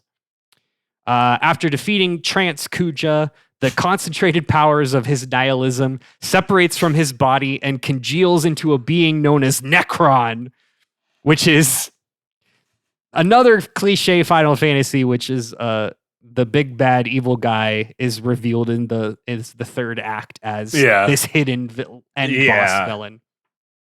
So Necron is explained as the embodiment of existential dread itself made manifest. Fine. After defeating Necron, Kuja sacrifices himself to port the rest of the group out of the crumbling Memoria, but Zidane heads back so that he can save his brother regardless, because he's a good old boy. Cut to it's dawn in Alexandria, and they're premiering yet again I Want to Be Canary to celebrate the new crowning of Queen Garnet. We see everyone there except for Vivi, who has died. But don't worry, he's got sons now. It's fine. Also, we don't see Zidane for some reason because Zidane had disappeared to search for Kuja. And then a mysterious robed actor appears to reveal himself as Zidane, and he and Garnet hug and kiss. Roll credits. It's cute. Okay. Good. Yeah. So that is the PlayStation era. Let's take a quick break, and when we come back, we're going to talk about Todd's favorite Final Fantasy, Final Fantasy X. This is the extreme one. Stay with us. Are you into all things weird? Do you ever go to a party and all you can talk about is true crime? Or bugs? Or ghosts? Or that weird science fact that you just can't get enough of? Well, I'm Harmony. And I'm Haley. And we're the hosts of your new favorite podcast, Make It Weird. The comedy podcast that's bringing you the most bizarre stories from all around the world. Every other week, Harmony and I will each share a new story about something that we find particularly weird. Like the story of the 1920s female watch painters who were being poisoned by radium. Or the story of Carl Tanzler, the man who kept a woman's corpse in his house for 7 years. And in between those weeks, Haley and I will share some especially weird current events in our mini episodes. Like that time someone stole 34,000 avocados. Or that time a dog's microchip helped solve the mystery of its owner's murder. New episodes are live every Wednesday, and you can listen to us on all podcast platforms. Or watch our video on Spotify and YouTube. Thanks for listening, and we hope you'll join us on the next episode of Make It Weird. Bye! Okay, we're back, and we're talking about Final Fantasy X. This is the other one in addition to 9. If you are listening to this and you're interested in getting into the series, I recommend Final Fantasy X is a good starting point. It is one of the easier ones to play. It is very by the books, and it's very available. You can find the HD remaster on virtually any current gen console. That's also packaged with the direct sequel, 10-2, which we are not talking about today. So, Final Fantasy X was first released in July of 2001 in Japan, and then December of 2001 for the PS2. So this is very early PS2. They were cranking these bad boys out quick. Yeah, and man. Really split the goalposts on 9/11 there. They sure did, Kyle. So when I talked about FF4, I had mentioned that after FF4, Final Fantasy Combat would use the ATB or active time battle. Basically, that would be its standard for combat up until this game. So FF10 gets rid of ATB and is just turn-based combat. So turn, which is why I think this is a little easier to pick up if you haven't played a lot of RPGs. So we open in the futuristic neo-utopia of Xanarkand. We are introduced to ace superstar blitzball player Tidus. Yes, it is Tidus and not Titus. I'm so sorry. Yeah. I'm not going to be able to circle that square by the end of this episode at all. I know. You are absolutely welcome to do so. So Tidus is about to lead the home opener for the Xanarkand Abes. Except in a very, very cool cutscene that I sent to you guys and I'll put in the show notes, his big game is interrupted by a horrible eldritch monster that appears in the sky and just starts sucking up the whole town. So with the help of his old family friend Auron, who looks like an old aging samurai, Tidus fights back against some of the little threats, but they are no match for the big Cthulhu in the sky and are ultimately sucked inside. Tidus... Yeah, that's his whole character model. Yeah. So Tidus wakes up by himself on an abandoned island where he finds a ruined temple and is then discovered by a group of treasure hunters. They all speak a foreign language, and they're led by a young girl named Riku. And we know her name is Riku because she introduces herself because she's the only one that speaks common tongue. She says, "Hey, we're a bunch of Albed." We don't know what that means. And she says, "Where are you from?" And he says, "Xanarkand." And she says, "That's weird. That was destroyed 1,000 years ago." Oh no. Uh-oh. So while they're having this conversation, their boat is attacked by that same space whale. And Tidus, not the lunar whale. Different space whale. This is sky whale. Yeah. Tidus is knocked out yet again and wakes up on the shores of a beach, where he sees people playing blitzball, and he says, "It's blitzball! Yeah!" Something like that in classic Tidus form. There he meets Waka, who we've talked about before as the racist of the group. Waka is also the captain of this blitzball team and says, "Hey, that eldritch monster in the sky, that is called Sin. Sin first arrived 1,000 years ago in Xanarkand and blew it up. It blew it up because it was punishment for our use of technology, or what we call machina. And this was created, this was God's punishment. Our God is called Yevon. We also are a God-fearing nation here. Welcome to Besaid, friend." Pretty much. Yeah. Also voiced by John DiMaggio, voice of Bender. Good. Yeah. Fun. I love that this is Noah's Ark, but different, but Final Fantasy. We're inching up on a Jesus allegory. Also, we talked about the cult of Yevon in season 1 of this stupid podcast. Oh yeah. And I cannot believe now, almost a decade later, it's come back. And Matt, you say we're inching up on a Jesus allegory. I don't know how you missed the 9 prior Jesus allegories. Yeah. Okay. It was the space whale named Sin that really got me, Kyle. Yeah. No, we're fighting Jesus with the power of friendship, guys. We aren't Jesus. That's the difference. So the other thing is, Tidus says again, like, "Hey, I'm from Xanarkand," and Waka's like, "Shut up, you have mind poisoning." Neat. Mind poisoning? Yeah, he said, "Oh, you think you're from Xanarkand 1,000 years ago because sin affects your long-term memories. You're probably just some dude. You're fine." And Tidus is like, "Okay." So, yeah, you're probably right. So Waka introduces our hero Tidus to the rest of the Besaid crew, all 11 of them. We meet the mage Lulu, we meet the summoner Yuna, and we meet her bodyguard Kimari, the one you never use. And this is it's so true. Nobody likes Kimari. So this 5 begins your core party. This party is also Yuna's guardians. What does that mean? Well, they explain. They say together, starting tomorrow, we are starting Yuna's pilgrimage, which is a tradition that all summoners, of which Yuna is among them, all summoners in Spira undergo this pilgrimage in order to repel sin and start us in a period of peace.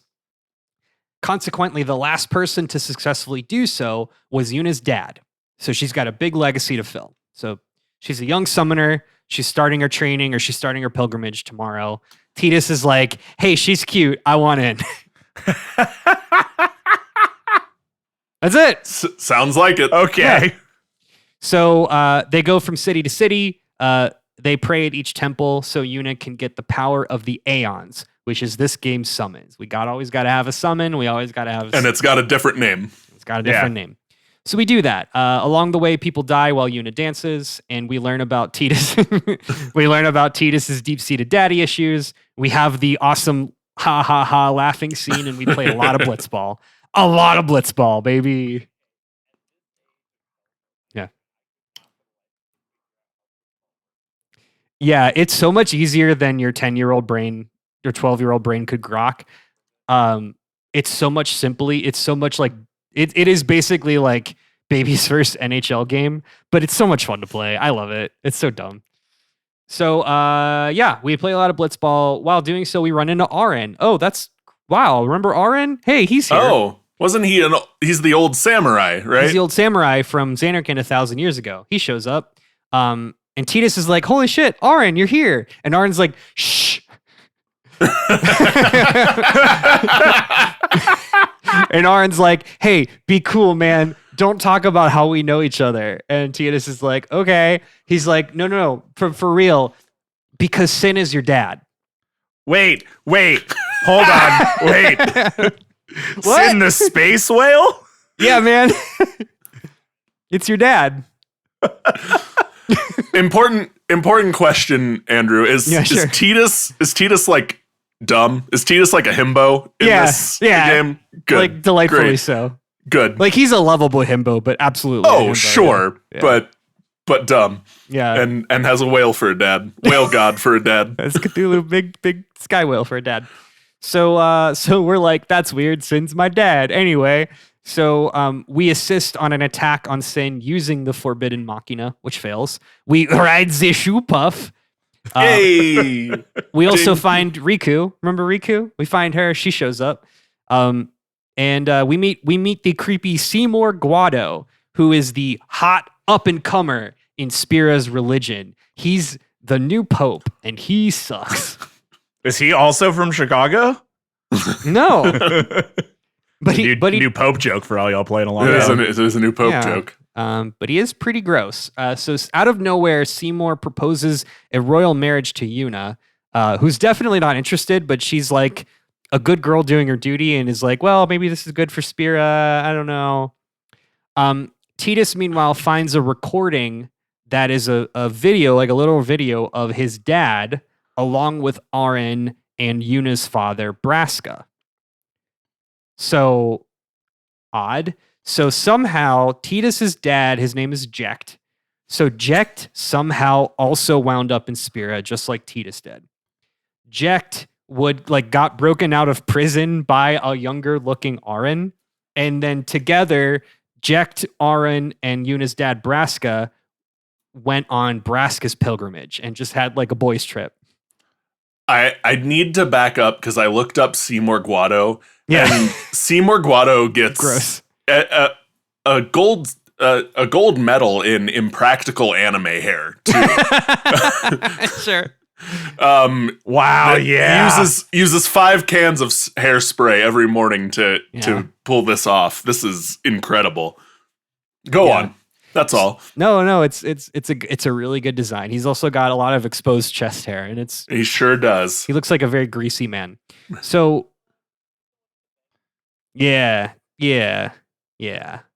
Now, good thing Yuna didn't say yes to Seymour, because later on Yuna discovers that Seymour murdered his own father for power. Uh-oh. As one does. Just a little bit of patricide. A little bit. Yeah, his very sneaky hair. So they confront Seymour at the fourth temple called Macalania. This isn't in the notes, but I have to say, there's a really dumb localization joke. When they first say, we're going to Macalania Temple, Titus, only in the English translation, goes, "Aye?" What? Because he's like, oh, we're going to Macarena Temple. Aye? And it was like, it's the most 2001 joke. Oh my God. Yeah, it's really stupid. Incredible. I'm like, man, what a time. So anyway, they're in Macalania. They fight Seymour and they kill him. But don't worry, it's in defense. As a result, naturally so, their group of people are deemed enemies of the state and have to flee. So they are being chased by the church. After a series of events, they are knocked unconscious by yet another attack from Sin, aka the space whale, aka Titus' dad. So great. Titus awakens yet again alone, yet again in a desert, and he finds everyone else in the party except for Yuna. One of them being Riku. Riku says, "Hey, actually, I know where we are. We are outside of the Al Bhed HQ or headquarters that we just call home." Okay. Okay. So sure. Riku takes us to home, which is like an underground base, and there we meet her dad. Say it with me, Sid. It's Sid again. Yep. So Sid says, "Hey, yeah, my niece Yuna," and we're like, "What?" Huh? Turns out, and Riku knew this the whole time, Riku and Yuna are cousins. Because Yuna is revealed to be half Al Bhed. Now, remember how I said Wakka's super racist? Wakka hates Al Bhed because he thinks Al Bhed are the reason why they have a giant space whale. So like the group, instead of being like, "Hey, Wakka, you know this person that because like Lulu and all these guys know this too. Like they all know this about Yuna except for Wakka. But they've hid this from Wakka because instead of making Wakka confront his racism, they are all dancing on eggshells so that they just don't have to deal with it. And that's not a healthy relationship. No. And they just let him be racist. It's kind of fucked. That's why Wakka sucks. Yeah. That's wild. So anyway, yeah. So Yuna's half Al Bhed. Her mother was Sid's sister. Yeah. And the only people that know that are the likes of like Lulu and Kamari, the people that know her, that are close to her, because the people of Yevon would flip shit if they knew that. Because like Yuna's trying to be a major figure in the organized religion, yada, yada. So the other big bomb here is that Titus learns what everyone has been keeping from him this whole time, which is the meaning of the pilgrimage. At the end of the pilgrimage is what they call the final summoning. That basically means that Yuna will summon the final Aeon to kill Sin. By doing so, she has to sacrifice her own life. Sucks. Bummer. So Titus has a breakdown because he's in love with Yuna, and he's like, that sucks. Why does she have to kill herself? She's really pretty. He's kind of a himbo. So home is attacked. Sid says, let's bomb the place and get the fuck out of here. And they do that. And they have a sick-ass airship because there's always a Sid. There's always an airship. Yep. So they take Sid's sick-ass airship to literally crash the sham wedding of Yuna and Seymour at the church in the sky in the city of Bevel. We, through a series of cutscenes, we save our girl, we escape deep into the catacombs of Bevel, and we get Yuna the fifth and final temple Aeon, Bahamut.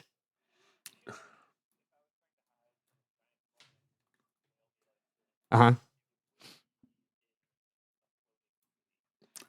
That's fair. See, Todd, it's called hiding in plain sight.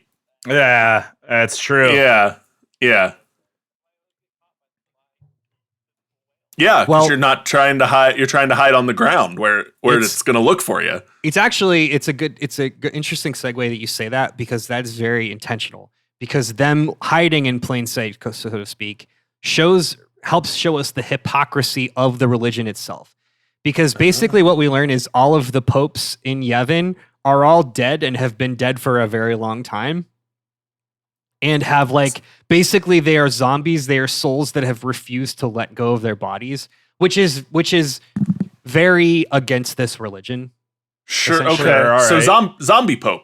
There's zombie pope. Zombie pope. Which is again, fucked up in the context of this game. Sure. So this group is now fuck religion, fuck the pope. We're going to kill Sin, but we're going to do it our own way. So, You know how you do. The plan is still to kill God, but we're going to do it our way. We're going to do it our way. And the first thing that they do that's their own way is Tidus and Yuna bang at the bottom of a lake. Neat. Hell yeah. Yep. Post-release, Yuna says we're going to continue the pilgrimage. When you say post-release... Yep. All right. I know what I said. So, I did. So, the gang climbs up to the top of Mount Gagazet, following a very annoying 1v1 battle that you have to use Kamari, which if you play this game, this will be the first and last time you use Kamari, and I hate this battle. Then at the top does it suck because you haven't leveled Kamari at all? Yeah. Okay. Oh, all right. 100%. There it is. At the top of Mount Gagazet, you fight an even more annoying fight, which is a transformed Seymour, who is now a more biblically accurate angel because he didn't die, and that's image 25. That's Seymour Flux. Seymour Flux. Seymour Flux. Yeah. He's just like a bunch of arms and legs and tentacles. Yeah. I need everyone to know that I thought it was going to come up, but I found a picture of young Seymour, and it's cursed in a different way than Seymour Flux is, because he's got the tiny. Yeah. Yeah. It looks like his hair could get up and crawl away at any minute. Good. Cool. So the final act of the game, the gang finally makes it to the ruins of Xanarkand. There, they all share a quiet, pensive evening by the fire while the game's main theme plays. After that, they journey to the heart of Xanarkand and find the spirit of Yunalesca, who is the original summoner and Yuna's namesake.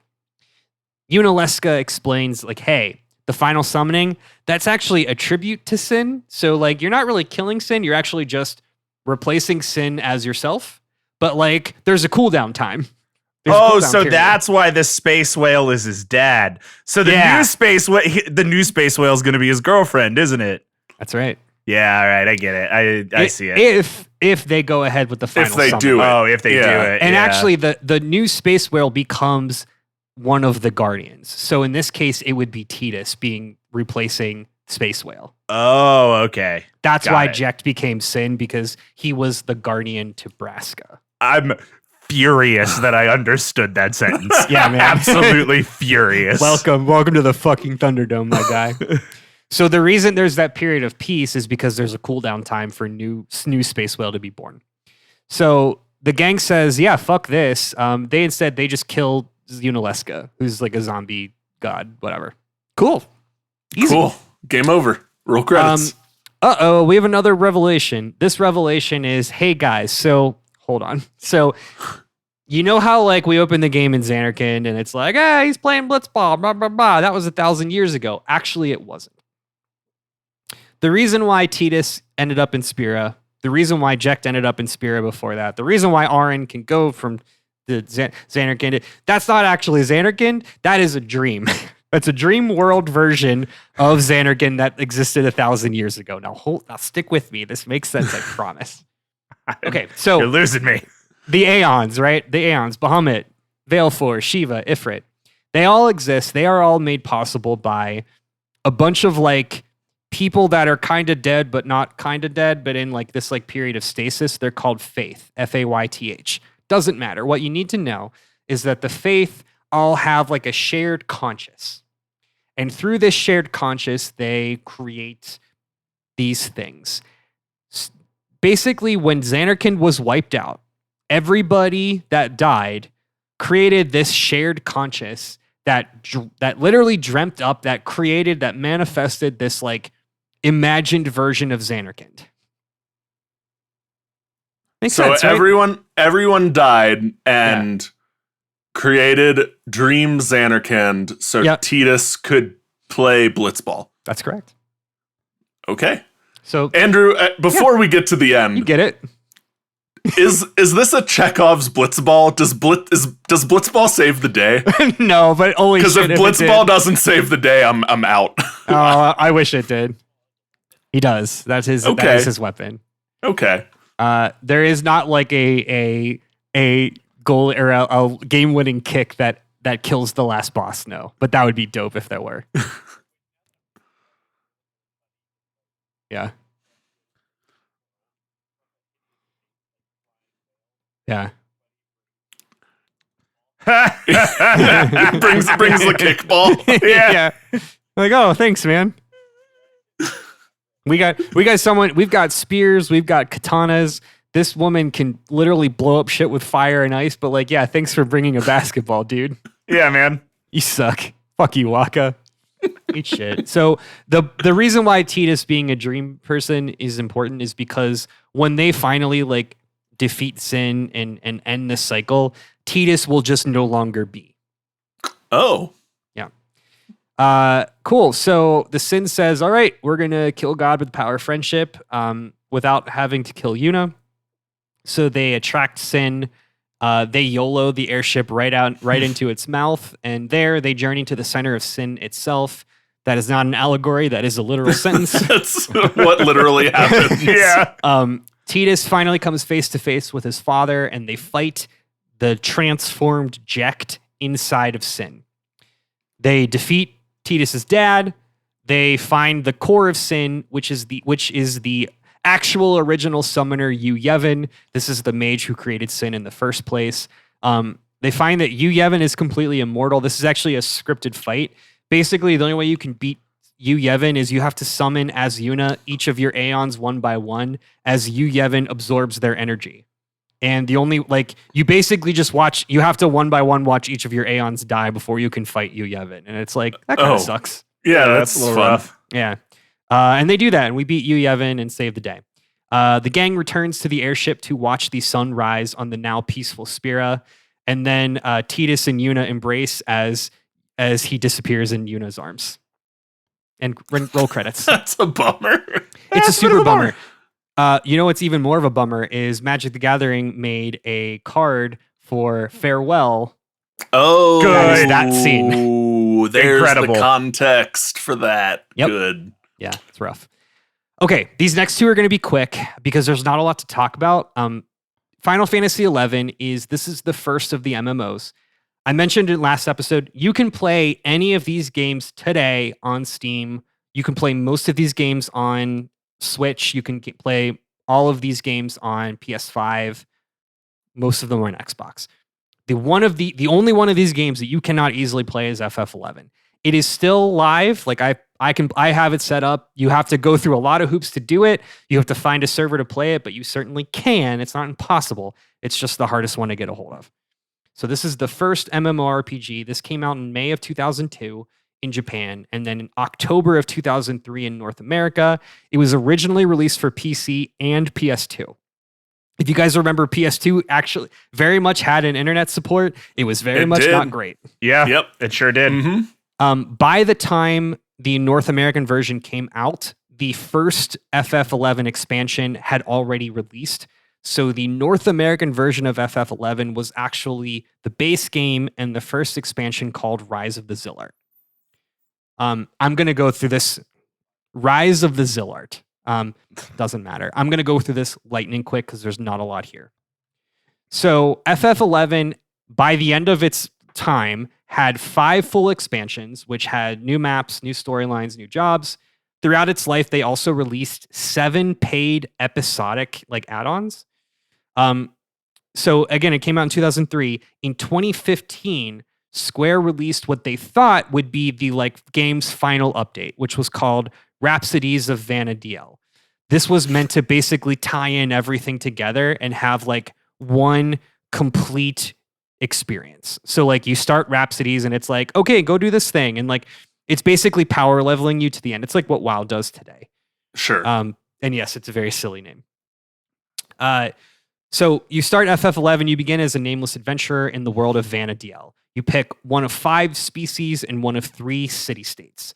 Those city-states are the Kingdom of Sandoria, a medieval kingdom run by elves, the Republic of Bastok, a industrial town, industrial mining city run by humans, and Galka, which are these kind of beastly-looking characters, and then the Federation of Windurst, which are run by the Taru Taru, which are the little magical gremlins, and the Mithra, the cat girls. Hooray! So the forest town. Base game, incredibly story light. The world of Vana'diel is governed by the light of the crystal, blah, blah, blah. 20 years ago, it was devastated by a war with the Beastmen. Peace returned to the realm, but recently beastmen have started appearing and are readying themselves for another war. Cool. We, as the nameless player character, we work odd jobs, we grind levels, we work for our chosen city-state. Eventually, we uncover a plot to revive the Shadow Lord. Like I said, not a lot here. We go on more missions, we kill crabs in the Valkyrn Dunes, and then we are high enough level to walk to the Grand Duchy of Juno, which is a neutral city-state that exists in the center of the three nations. Walking to Juno is a huge monumental experience for anybody playing FF11 in 2003. If you don't have that experience, this means nothing to you, and we're moving on. We LFG outside of Deckfoot's tower until we encounter a girl named Lion. Lion says, "Hey, I've heard rumors of the Shadow Lord's return." That sucks. The other nations are too busy with their own internal politics, so somebody's got to do something. That somebody is us. We gather some MacGuffins. We meet a guy named Zeed, who is a Dark Knight. He was among the original party who sealed the Shadow Lord, ending the Beastmen's War 20 years ago. We are then tasked by the Archduke of Juno to join Zeed and Lion on an assault to Castle Jval. There, we're going to confront the Shadow Lord and end the base game. While there, we learn he's actually just like another dude, another Galkin who was named. His name was originally Raugrim, and he was Zeed's old comrade. That sucks. During the war, we find that Zeed's party was sent to the northern lands. They were scouting for the Beastman's stronghold. During that expedition, Raugrim was actually attacked by one of their own party members just because like he was racist and jealous of Raugrim's relationship with the other human in their party. Raugrim was left to die alone, and the anger and sadness of the betrayal created an armor of dark, scary hate magic that eventually created the Shadow Lord, which is shown in image 26. He's the one that says Shadow Lord. Yeah, he's pretty cool looking.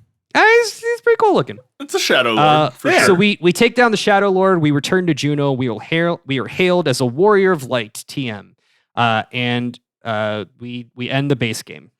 Later, Lion says, actually, that's not how anything happened, and actually there was like a completely different thing that happened where you didn't kill the Shadow Lord. Actually, you didn't. You don't remember this, but you didn't kill the Shadow Lord. Instead, he knocked you out, and he was taken down at the last minute by the Archduke of Juno. You remember just like the ruler of Juno? He just showed up. Also, he's got a younger brother. Also, the two of them said they are part of an ancient advanced civilization. There it is. We got there. That ancient civilization is known as the Zillart. That's hence the rise of said Zillart. We learn of the Zillart's plan long ago to harness the power of crystals to create a floating paradise. They were going to create a floating paradise and destroy the rest of Vana'diel. Whatever. The other civilizations learned of that and they were like, no. And they fought back against the Zillart. The Zillart capital that was floating then sunk into the sea. These two brothers, the last remaining Zillart, are like, we're going to do this for realsies. And they raise their floating continent and set their super weapon up. In order to fight back, we collect 7 fragments of light across new high-level endgame areas. We do some other shit, quest some other stuff. Eventually, we fight Shades, representing the shared hatred, envy, and paranoia of the mortal species of Vana'diel. Doesn't matter. We finally confront the two Zillart brothers, and we take them down in an epic conclusion with the help of Lion, who sacrifices herself heroically to stop them and save us. No roll credits because this game goes on for literally forever, and it's like thousands of hours more of grinding to continue. That's Final Fantasy XI. Not a lot to talk about. I have an important question. Yeah, man. Is this our first introduction of cat girls to the Final Fantasy franchise? Is this the first introduction of cat girls on the world at large? No. That can't be. There's no way. I think that was an anime trope long before this. Okay. But this is where we introduce it in Final Fantasy XI. And in Final Fantasy XIV, we have more cat girls. They're just not Mithra. They are, what are they called? Different cat girls. Come back to me. Different cat girls. Okay. Yeah. Mikote. That's it. Mikote. Okay, we got one more. It's Final Fantasy XII. Again, this one is really good. The story is kind of a lot, and it's a lot of like politics, and it's not very exciting to go through the major beats. So it's going to be very high level. It's going to sound like a lot of gobbledygook noun soup. So just kind of stick with me. We're going to get through it together as friends. and defeat God together. So Final Fantasy XII was released in March of 2006 in Japan, in October of 2006 in North America, also for the PS2. Final Fantasy XII does this interesting thing. Remember Final Fantasy Tactics? Todd does. Todd would remember that Final Fantasy Tactics and the preceding advanced games all take place in a world called Ivalice. Ivalice. It did introduce bunny folk. Sure, they were very cool about it. Totally not weird at all. I'm sure. So FF12 breaks from tradition and actually exists in the world of Ivalice. So it is connected to Final Fantasy Tactics. Pretty cool. Another thing that it did for the first time was it started this trend of experimenting with new combat. The game is this is another divisive one. I like it, but a lot of people don't. It uses an offline MMORPG style where basically like all of the characters run on automated scripts and they all like auto attack like you would in an MMO, and you can use their abilities, but you can only play as one of them. The way that you control your other parties is you literally like create a series of programming commands that the game calls gambits. So you're like, okay, if you ever get down to below 50% health, use a healing potion or something like. Oh, sure. So there's a lot of like if this then statements that you can like literally program your party. It's very cool. It's very weird. Yeah, it's kind of fun. Yeah. How breakable is it? Not as breakable as 8, but still pretty. Okay. Cool. So FF12 centers on the Kingdom of Dalmasca, which is a small desert city-state sitting between the gigantic warring nations of Arcadia and Rosaria. The heir to Dalmasca, Princess Ashe, marries the Prince Razzler of a neighboring kingdom. That strengthens their alliance, but also they love each other. After the wedding, Razzler's kingdom's invaded by Arcadia, the evil empire, and Razzler's killed. So in that response, seeing another way to oppose the Arcadian emperor, the king of Dalmasca surrenders, and that's where we start the game. So we open on the night of the surrender. Members of the King's Guard, including a young soldier named Rex, are led on a stakeout to find some assassins. And this group is led by the captain of the Royal Knights, Bosch. We see Rex being cornered as Bosch betrays his fellow countrymen and murders the king and remaining guard in cold blood. And that's the prologue. 2 years later, Dalmasca has been fully annexed by Arcadia, and we switch to Rex's younger brother, Vaughn, who's trolling the streets of Dalmasca, looking for money and odd jobs, and he's got dreams of being a sky pirate. He is Luke Skywalker. Hell yeah. I also have dreams of being a sky pirate. Yeah. Dude, don't we all? That's all I've ever wanted. Yeah. That's That, being a sky pirate. That or the sky surfing like opening to the Disney movie Treasure Planet. That's one of those. Yeah. It's my favorite fantasy trope. I've always just wanted to be a sky or a space pirate. Yeah. Together with his childhood friend Penelo, Vaughn and Penelo hatch a plan to sneak into the Damascan palace to steal a priceless relic. There they find two actual sky pirates, Balthier and his partner Fran. Fran is a bunny woman. Balthier is, and the internet is normal. The internet loves Balthier and Fran. Balthier is Han Solo. Cool. I love that we all just decide not to comment on she is a bunny girl. We all accept that in silence. I was gonna. Are we gonna talk about it? Green. Yeah, I've got him here. Cool. So this group gets entangled with a military coup on the part of the Damascan resistance. They all flee into the sewers because you need to have a sewers level. There they meet their leader Amalia and then get out of the sewers. They get out of the sewers, they separate, and Penelo and Amalia are captured and taken to the Nalbina dungeons. And then we have to go and save them. And there we encounter none other than the traitor Bosch himself, who's been left to rot in a cage. Bosch is here and he's like, wait, I didn't do it. I've got a twin brother. Oh, okay. No, it wasn't me. It was Dosh. You need my brother Dosh. Yeah, pretty much. So he says, no. It was my twin brother Gabranth, who has been masquerading as me because he is actually a lieutenant in the Arcadian army. Beans. Dang it. Yeah, classic. If this is a triple, it's not a triple. It's not a triple. Okay, I'll just tell you now. Not a triple backstabbing. Yeah, it's not. So the group emerges from the prison. They learn Penelo has been kidnapped by bounty hunters who are originally tracking Balthier and Fran. So they travel to the Sky City of Bujerba to save her. I just like saying the Sky City of Bujerba. Oh, of course you do. Why wouldn't you? Yeah. Bosch is like, hey, I'll join you since I definitely didn't kill the king. I want to help rescue Amalia, who like I said, has been captured by the Empire. So in the Sky City of Bujerba, the gang finds Penelo. She's been rescued from bounty hunters, but now been kidnapped by the Empire because we need a reason to go find the Empire. They also discover the big bad of this game, which is the manufactured nethicite, which is compressed versions of magicite. Big scary magic spheres. You get it. Balthier says this was the work of the Empire's lead researcher, Sidolphus Bunasa, aka Sid. Oh man, that's a good thought. We weren't gonna get Sid in this one. So yeah. Balthier reveals that his dad is the big evil and is also the Sid of this game. So not every Sid is a good guy. It's the first evil Sid. Got it. Penelo and Amalia are being held on the same Imperial airship, so the party goes to free them both.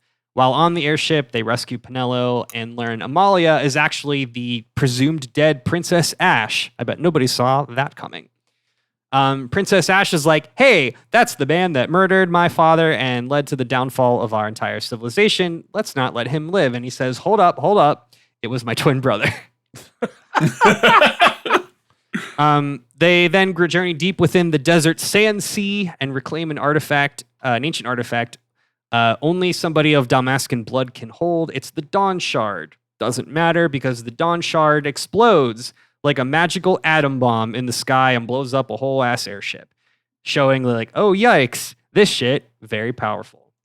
They travel across the area searching for more signs of the Imperial's scary nethicite. They follow a lead in Fran's forest hometown. Then they go to the top of a mountain. We also get introduced to Vane Solidor, who's the big bad. He's like the ambassador in Arcadia. Who cares? Eventually, we learn that big bad evil Sid is Balthier's dad, which I told you earlier. Balthier had fled Arcadia because he was afraid of what his father had become, and that's when he became a sky pirate. He also was like, my dad is just like kind of talking to himself, but he's not crazy. He like acts like there's somebody there. Okay. So we go to Arcadia to confront Sid through help with like underworld contacts or whatever. And we do in fact learn that Sid isn't mad at all. There literally is somebody there. An invisible ancient alien named Vana. Okay. It's about time this franchise got a great kazoo in it. Yeah, it's kind of that point in the series where we have to great kazoo it. So Sid tells them, he talks about the hidden city of Giruvegan. So the group investigates and they find the gate to Giruvegan and they uncover the truth behind their world. An ancient civilization called the Acuria. Hey! The Acuria can't keep getting away with this. Can't keep getting away with this. The Acuria have been secretly manipulating all of the political goings-on of Ivalice. They're also the ones who have gifted mortals with the power of the Dawn Shard and the Nethicite, all with the intention of coercing people to kill each other, yada, yada, yada. Chaos ensues. Yep. Vana moves from Sid onto Vane, who becomes our big bad evil guy, and the final enemy is revealed. Something about the Rosarian army is also preparing an all-out assault on Arcadia.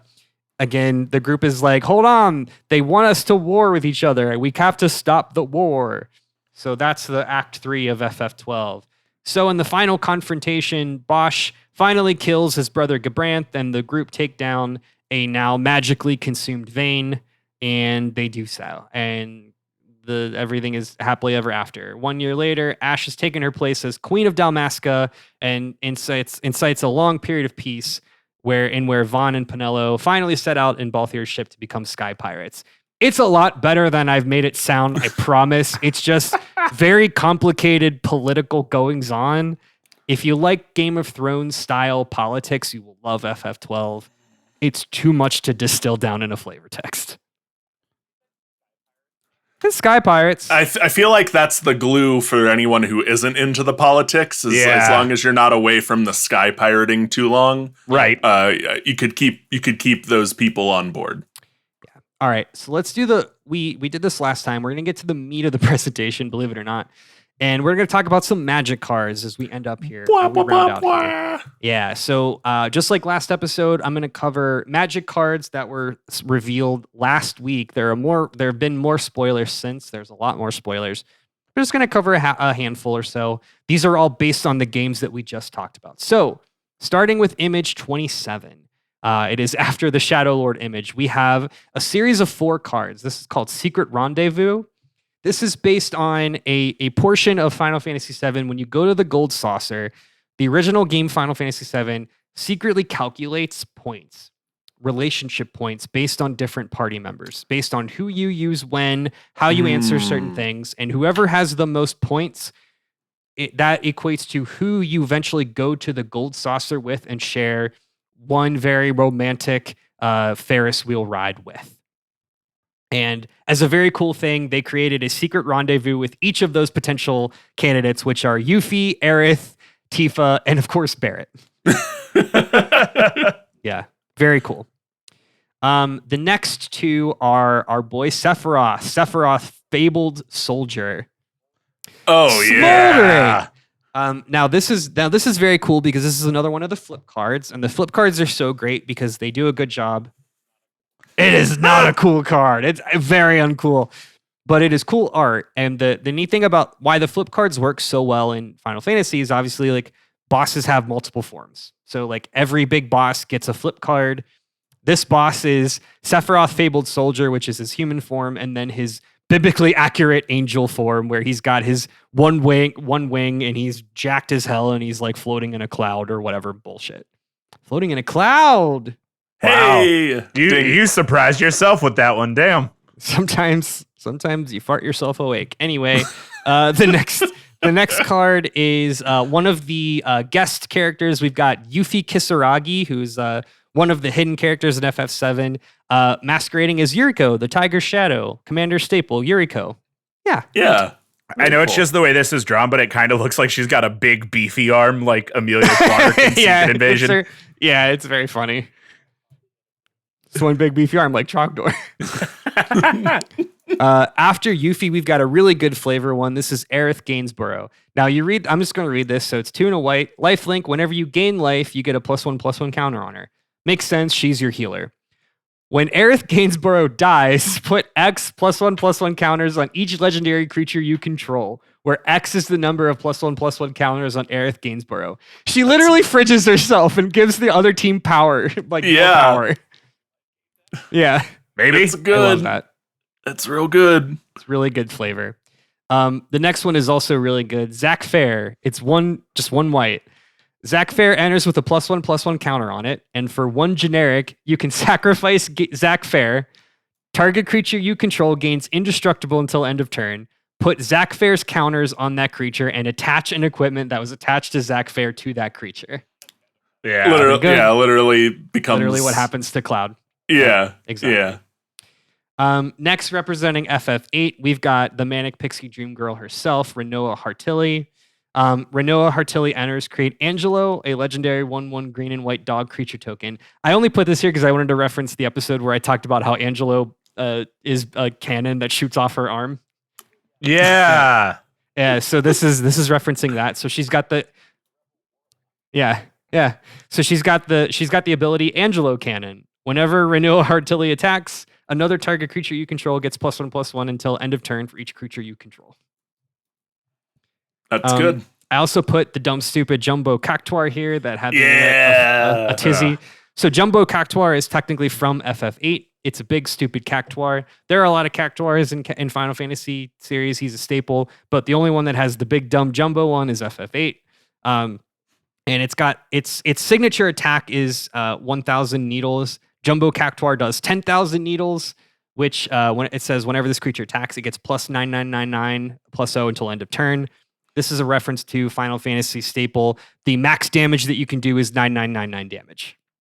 Yeah, got it. Well, and it adds to the 1 power to make 10,000.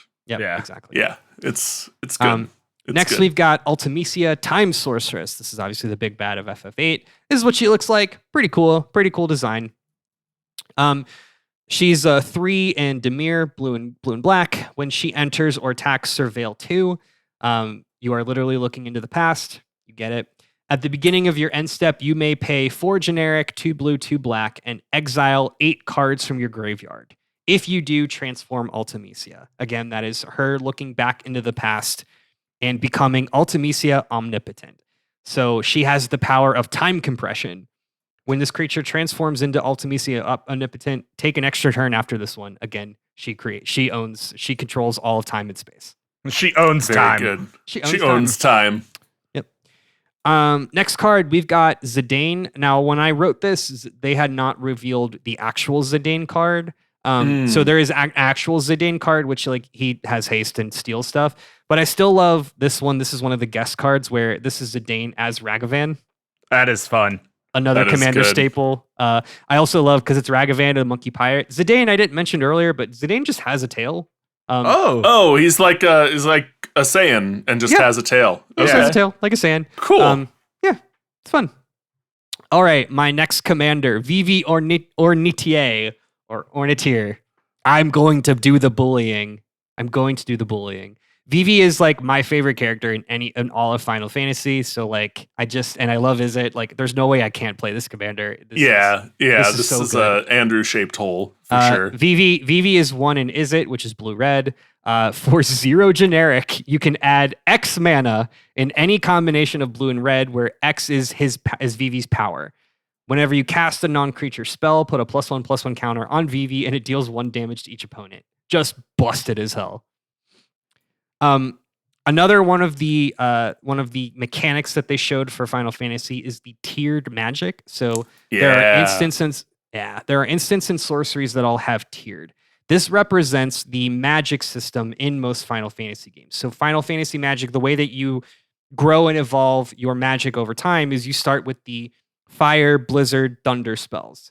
Then those grow to Fyra, Blizzara, Thundara. And then they grow again to Fyraga, Blizzaga, and Thundaga. And that is another staple thing that's been in the game since 8. And then since it used to be Fire 1, Fire 2, Fire 3 like D&D. Now it's been retconned that is a Final Fantasy staple.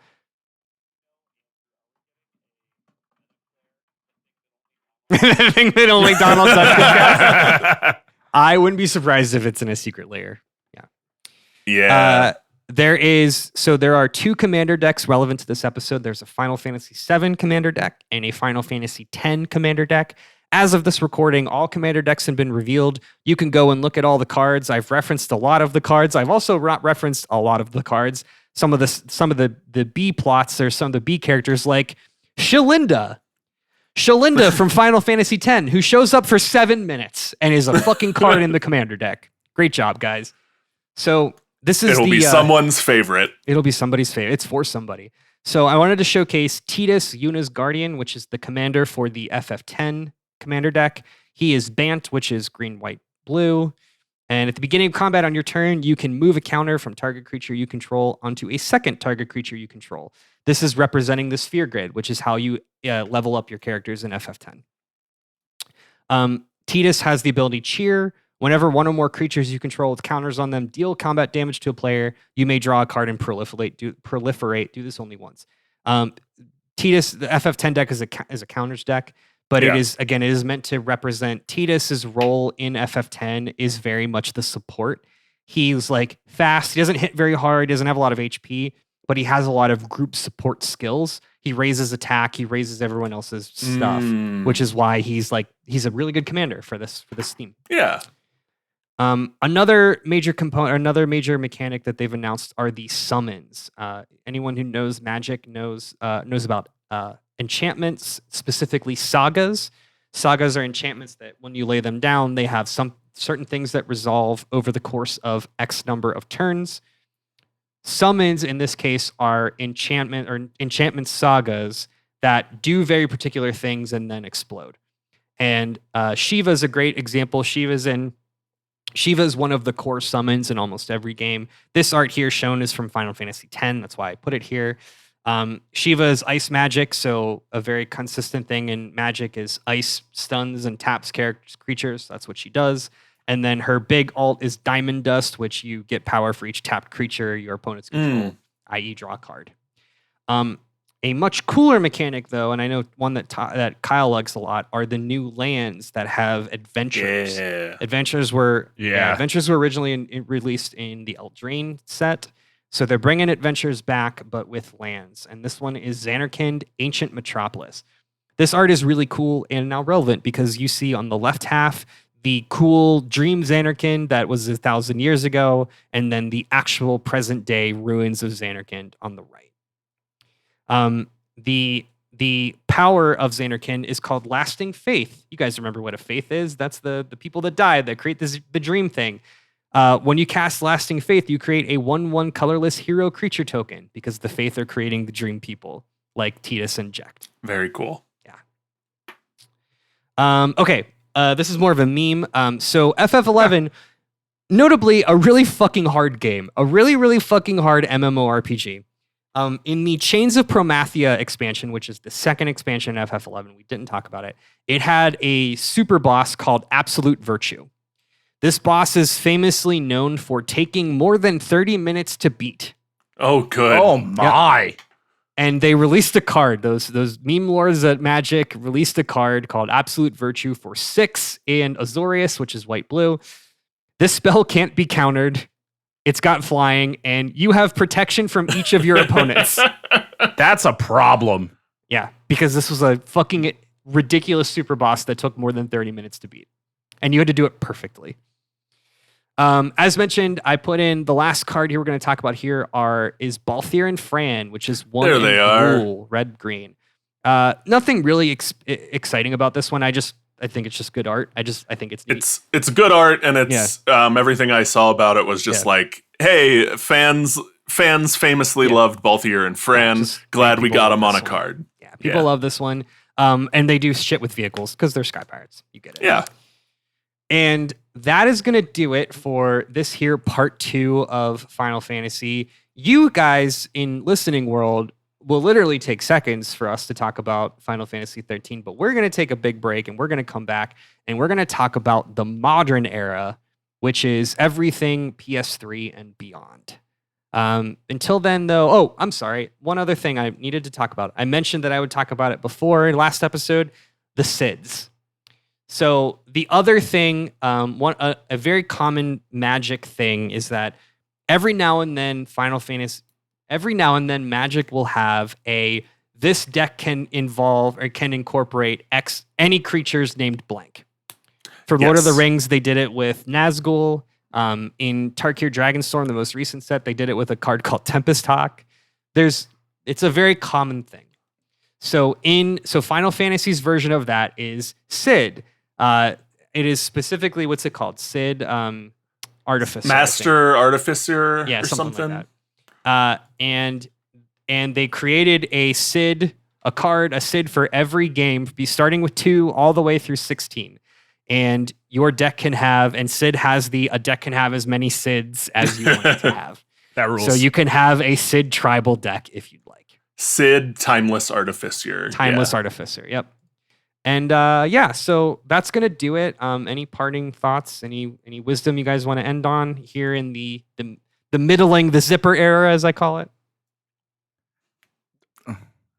Yeah, these are the one. These are everyone's favorites. Yep.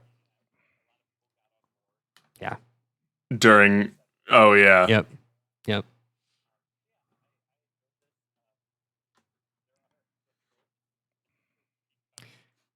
And they don't stop coming.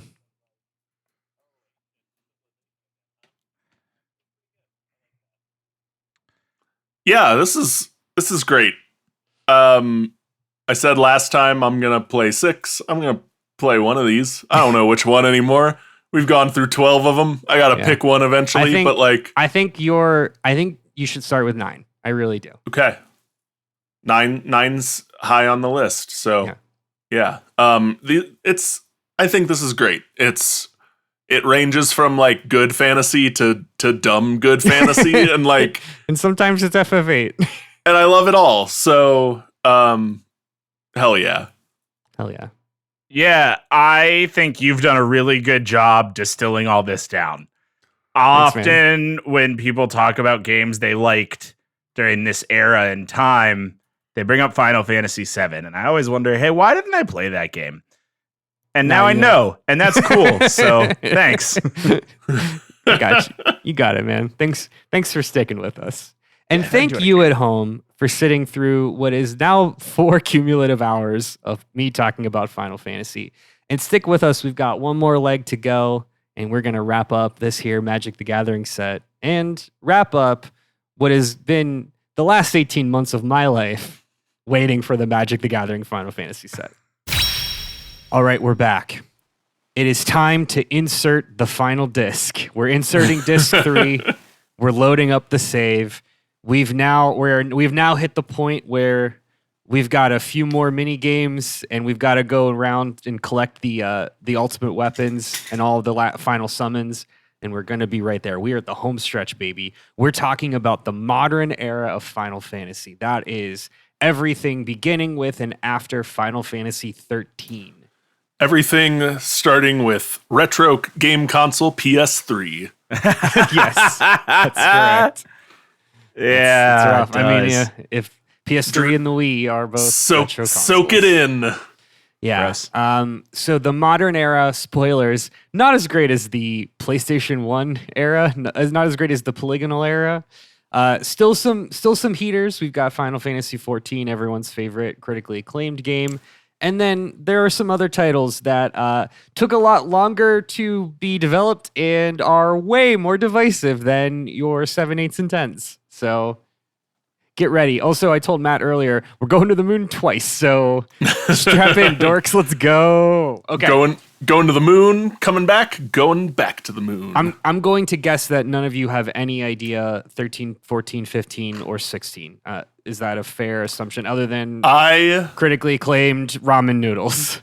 Ramen noodles. Yeah. I watched one of my roommates at the time play some of 13. That's all I know of it. Yeah. It was a long awaited release and divisive. So cool. Cup noodles driving car. Yeah. That's 15. Car one's 15. Yep.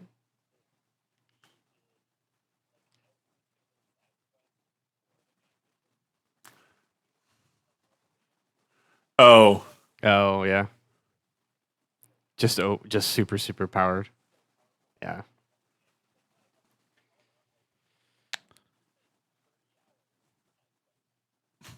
That'll do that. Yeah, I mean that's how open world games go. Yeah. As stated in other episodes, everything I know about Final Fantasy I have learned against my will and because of this podcast. So, well, let's continue that train. So, Final Fantasy 13, this is the one where when it came out, people were like, "Hey, is Final Fantasy okay?" So this begins. So we are introduced to the world of Cocoon, which is a small like moon/planetoid that orbits a larger planet called Pulse. The people on Cocoon are terrified of the monsters and horrors that live on Pulse, and so they've turned to, as always, organized religion to save them. It was that or dark science. Only two options. Those are the only two. FF13 returns to the turn-based combat. So you remember before we took the break, we talked about FF12 that does that like weird programmy creating scripts for your characters combat. So we're back to traditional turn-based combat. There's a little bit of a twist on this where you have different like archetypes. So you can play as an attacker, a healer, a debuffer, or a tank, and you'll do different abilities, but they're all on timers. And the whole kind of bit with Final Fantasy 13 is you're kind of chaining combos of abilities together to create to put enemies at a stagger. And normally all enemies are like huge like damage sponges. So you have to do a bunch of these combos and build up like a stagger meter, and then you deal out a bunch of damage, and that's how you win. So it's a little bit kind of gamifying making a mini game out of the turn-based combat. So not unlike like a Paper Mario sort of approach. Okay. Turning combat into a little bit of a puzzle, which is like, it's fun. It doesn't get old. Sure. So the people on Cocoon, they turn to the Fal'Cie, which are these incorporeal gods that enact their will through their avatars. Their avatars being called l'Cie. So we've got Fal'Cie and l'Cie. We all made the same face. Everybody that wasn't Andrew at the drop of l'Cie. Yeah. Yeah, well, when you're diving deep into the lore, you're getting all up in that l'Cie. It's good. There it is. It's good. Yeah. Now if we were recording this Final Fantasy episode like 3-4 years ago, there's a Dr. Fal'Cie joke in there somewhere too. Oh, hey, yeah.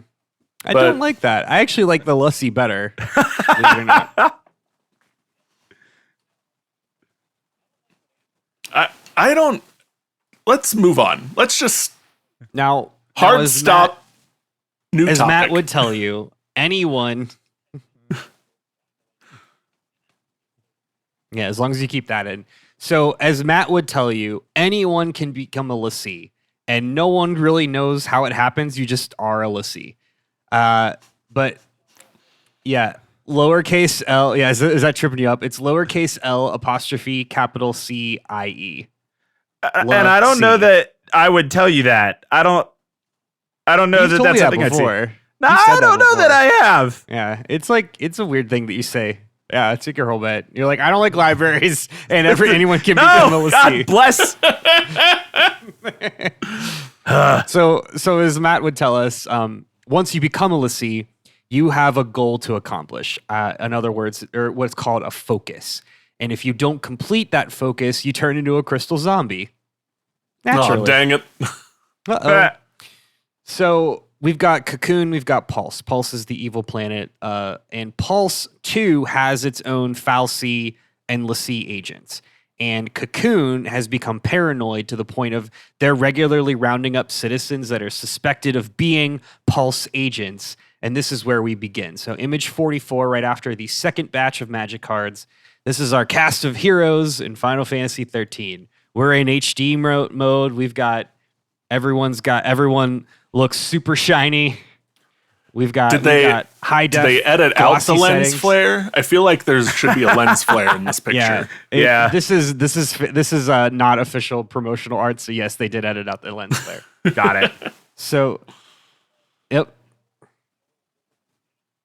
Yeah, not a single one. Pants. And speaking of sitting front and center there, we've got our protagonist, Lightning. This is our second female protagonist, first being Terra from Final Fantasy VI.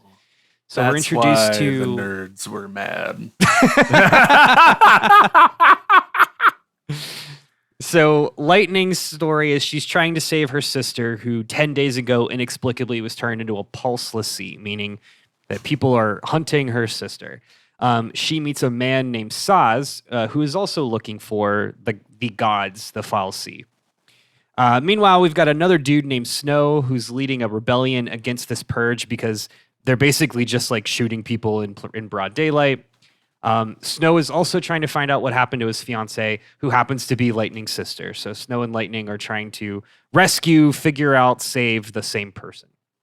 One of Snow's resistance members dies in the crossfire of the purge, and so her son Hope, yes, that is his name, along with a mysterious woman named Vanille, both chase after Snow for answers. So we've got our first 5 main characters, and they're all shown here in this image. We've got Lightning, Saz, Snow, Hope, Vanille. And we find Lightning's sister. She goes into a crystal coma. She's not a crystal zombie. She just becomes into a crystal coma. Don't ask me why. It's not important. And we have a series of events that leads to our 5 heroes all encountering a pulse Fal'Cie deep within the surface of Cocoon, transforming them into pulse l'Cie. Now, as we know, anyone can become a l'Cie, and now our heroes are l'Cie. And we actually now learn what that actually means, because until right now, that's been complete gobbledygook. All that really means is they have magical powers. Great. Cool. Could have just said that. I could have, and I chose not to. All right. So the group splits up and makes their separate ways across Cocoon to search for answers and do a little self-discovery along the way because, of course. we need reasons to develop these storylines. We learn that Hope blames Snow for his mother's death. Saz's son previously had become a Lassie as well and went into a coma just like Lightning's sister. So Lightning and Saz are kind of teaming up. They're looking for the same thing, trying to save their loved ones. Snow meets the leader of the Resistance, Sid Raines. Ding. There's one. And Sid tells Snow that the Cocoon fallacy is bad and evil and wrong. And he says, you got to find the other Lassie. You got to find the rest of the band. You got to get the band back together so you guys can defeat God and save everybody from the power of the fallacy. Also, we meet a cool, mysterious woman named Fang. She's the one in the blue trench coat. Well, more like a series of wraps, I guess. That's not a trench coat. Yeah, that's not even remotely close to what a trench coat is. No, it's not even a little bit. All right, She's just got so a we're spear. clear. So that's Fang. So that's our sixth party member. So we've got our six party members together. We learned that Fang and Vanille are actually from Pulse, which is a big revelation if you're actually playing this game and these words mean anything to you. They call Pulse Grand Pulse. Irrelevant, but it's a thing. And they're like, hey, no, it's just a place where people live. It's not like this like wild hellscape. It's just a different planet, you fucking weirdos. Also, Fang and Vanille are hinted to be lovers, but like it's never explicitly stated, but they're really, really good friends. But this is 2008 in a Japanese developed RPG, mainstream RPG. So, well, they were roommates. They can Andrew. they're roommates. Best friends. But the fandom, people really like these two characters. They're both very likable people. So Fang and Vanille were brought up in Pulse, believing the same thing as Cocoon, that Cocoon was the big evil planet in the sky. So come to find out, neither planets are that bad, but what is bad is God. So that's something we can all agree on. With something we can all agree on, baby. So we're gonna team up and take down God. Also, we find out that Fang and Vanille were branded as Pulse Lassie way before the events of this game. So their crystal zombie clock is way shorter than the other characters. Why is that important? Well, Fang and Vanille have a very particular focus insofar as Vanille is supposed to turn into Ragnarok, the ender of days. The abandoned Not ship. the abandoned ship in FF8. Good memory, Kyle. I like where your brain's going. No.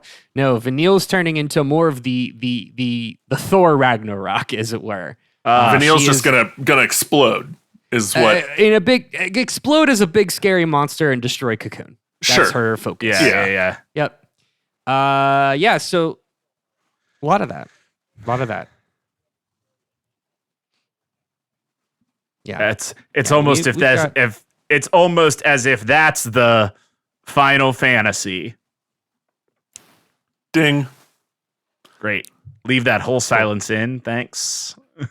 I couldn't have taken any more time to drink my water there. Yeah, really get Andrew's gulp of water if we can help it. Yeah. So the group makes their way across more key points around Cocoon. We help the Resistance. We learn more about the fallacy in our codex entries. And then we learn about Vanille having to turn into Ragnarok and destroy Cocoon. So the six party members finally reconvene and they all travel to Grand Pulse. We do some grinding, we get some ultimate weapons, and we learn of the fallacy's plan to crash Cocoon into Pulse, which would obliterate both worlds. So the gods just want to destroy everything. So we can't let that happen. So the group heads back to Cocoon and faces off against the fallacy Orphan, spelled orphan. Got it. Yep. And the evil, this is the evil god that's been pulling the strings the whole time. Vanille starts to transform into Ragnarok. So Vanille and Fang join hands And together, they become the quote unquote true form of Ragnarok. You know, like at the end of Guardians 1, where they all hold hands and like absorb the power of the power gem together. That's kind of what Vanille and Fang do. So they absorb the power of Ragnarok together. And instead of turning into a horrifying monster, the two of them turn into a gigantic crystalline pillar that stretches out from the base of Pulse all the way up to the base of Cocoon. Scratch that and flip it. You get it. So basically, this crystalline pillar halts the descending of the two planets, puts them back into orbit, saves the day. We take down the fal'Cie. Vanille and Fang have their heroic sacrifice and save the world. Also, Lightning Sister and Saza's son are no longer crystal comas. The end. Roll credits. I need to be so clear that the phrase "you get it" has never been used on this podcast after a less coherent sentence than what you just said. That one's tough.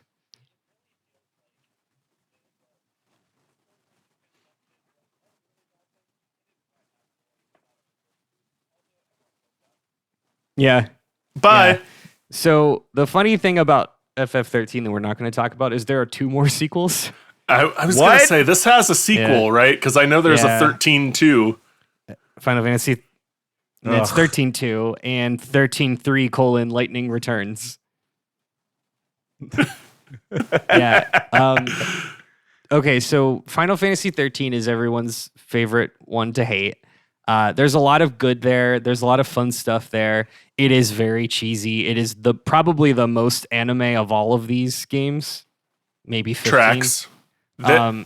I will say, I think every single one of the names, maybe even every single one of the proper nouns mentioned, I definitely saw at one point as a Tumblr handle. Yeah. Oh, somewhere in the history of my being on the internet. Yeah. But let's move on. So that's FF13. Let's talk about critically acclaimed MMORPG Final Fantasy 14 with the free trial up to level 70, including the critically adjacent or award adjacent expansion Stormblood. So the critically acclaimed MMO FF14 was not so critically acclaimed when it first released worldwide in September of 2010 to the PC.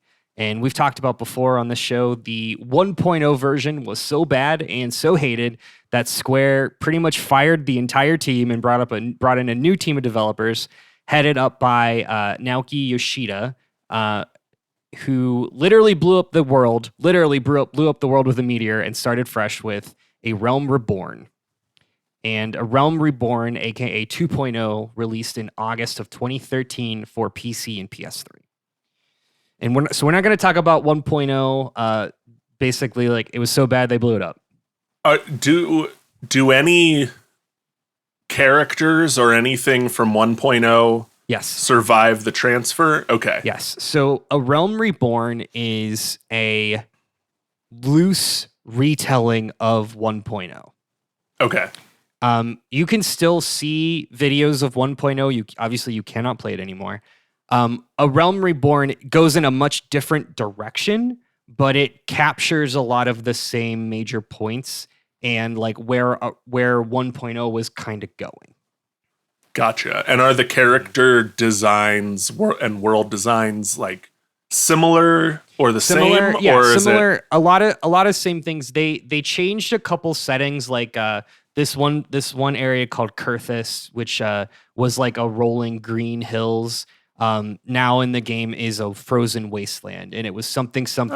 The geography changed after the calamity, which is when they blew up the world. When they blew everything up. Okay, yeah, so they're more or less keeping the assets, keeping the general like story beats. A lot of your main party, a lot of the people that you'll see in the FF14 Commander decks did make their first appearance in 1.0. Again, albeit very different people. Gotcha.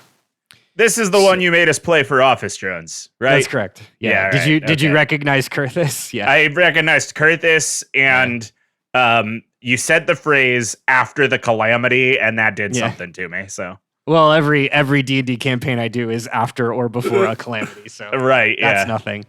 So since A Realm Reborn came out, the game has had 5 expansions since. So we've got award-winning Heavensward, we've got Stormblood, we've got Shadowbringers, Endwalker, and then the most recent one is Dawn Trail, which released in July of 2024. So that's the one we're on right now. So Final Fantasy XIV centers on the world of Eorzea, which is a continent that contains 3 tentatively peaceful city-states. You've got the island nation of Limsa Lominsa, which is full of cool pirates and merchants. You've got the desert kingdom of Ul'dah, which is full of merchants and other desert types, kind of like an Aladdin town. Yeah. And then the forest commune of Gridania, which is the forest one. So the George Lucas school of nations. Yeah. You got a water one, a desert one, and a forest one. What the fuck else do you want?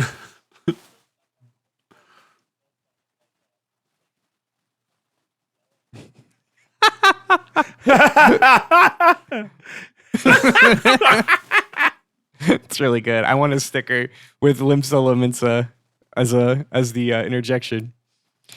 So just like in FF11, you're going to be when you begin, you pick a species and you pick one of those 3 city-states to start in. Unlike FF11, that's determined by your starting job. Now, A Realm Reborn story, much like 11, is very light.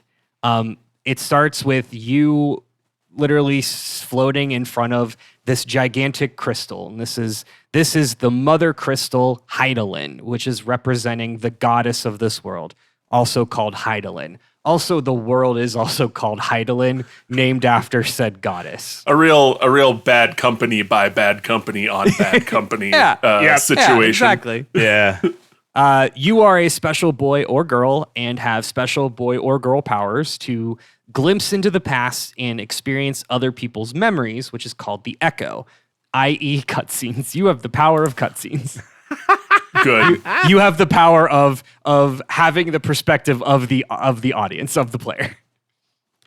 So, 5 years ago, as of the beginning of Realm Reborn, Eorzea was devastated by an event called the Calamity, which again was 1.0 being ended.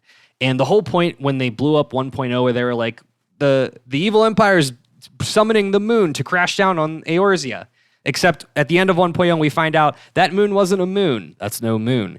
It was actually a prison. It was the holding place for the Elder Primal Bahamut. Yep. You mispronounced Elder Eldrazi Emrakul. Yeah, he was imprisoned on the moon. Yes. Yeah. Yeah. So Bahamut was freed and wreaked havoc across Eorzea, and this transformed the land and changed everything and made the servers go offline for 2.5 years.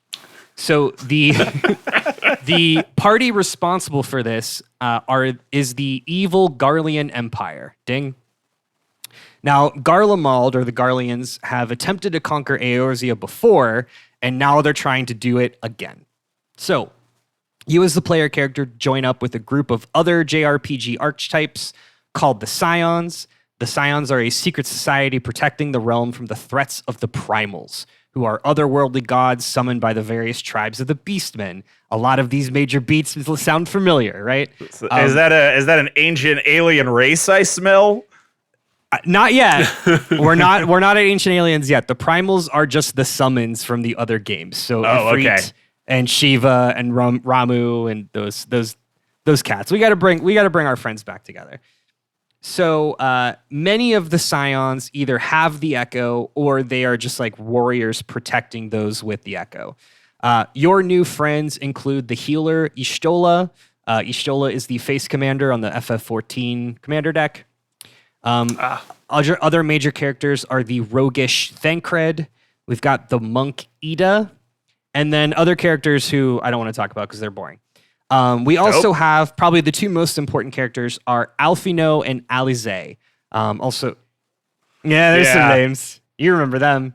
So they are the grandchildren of the former leader of the Scions who died in 1.0. And that guy, his name is Louis Sois. All of the elves have French names.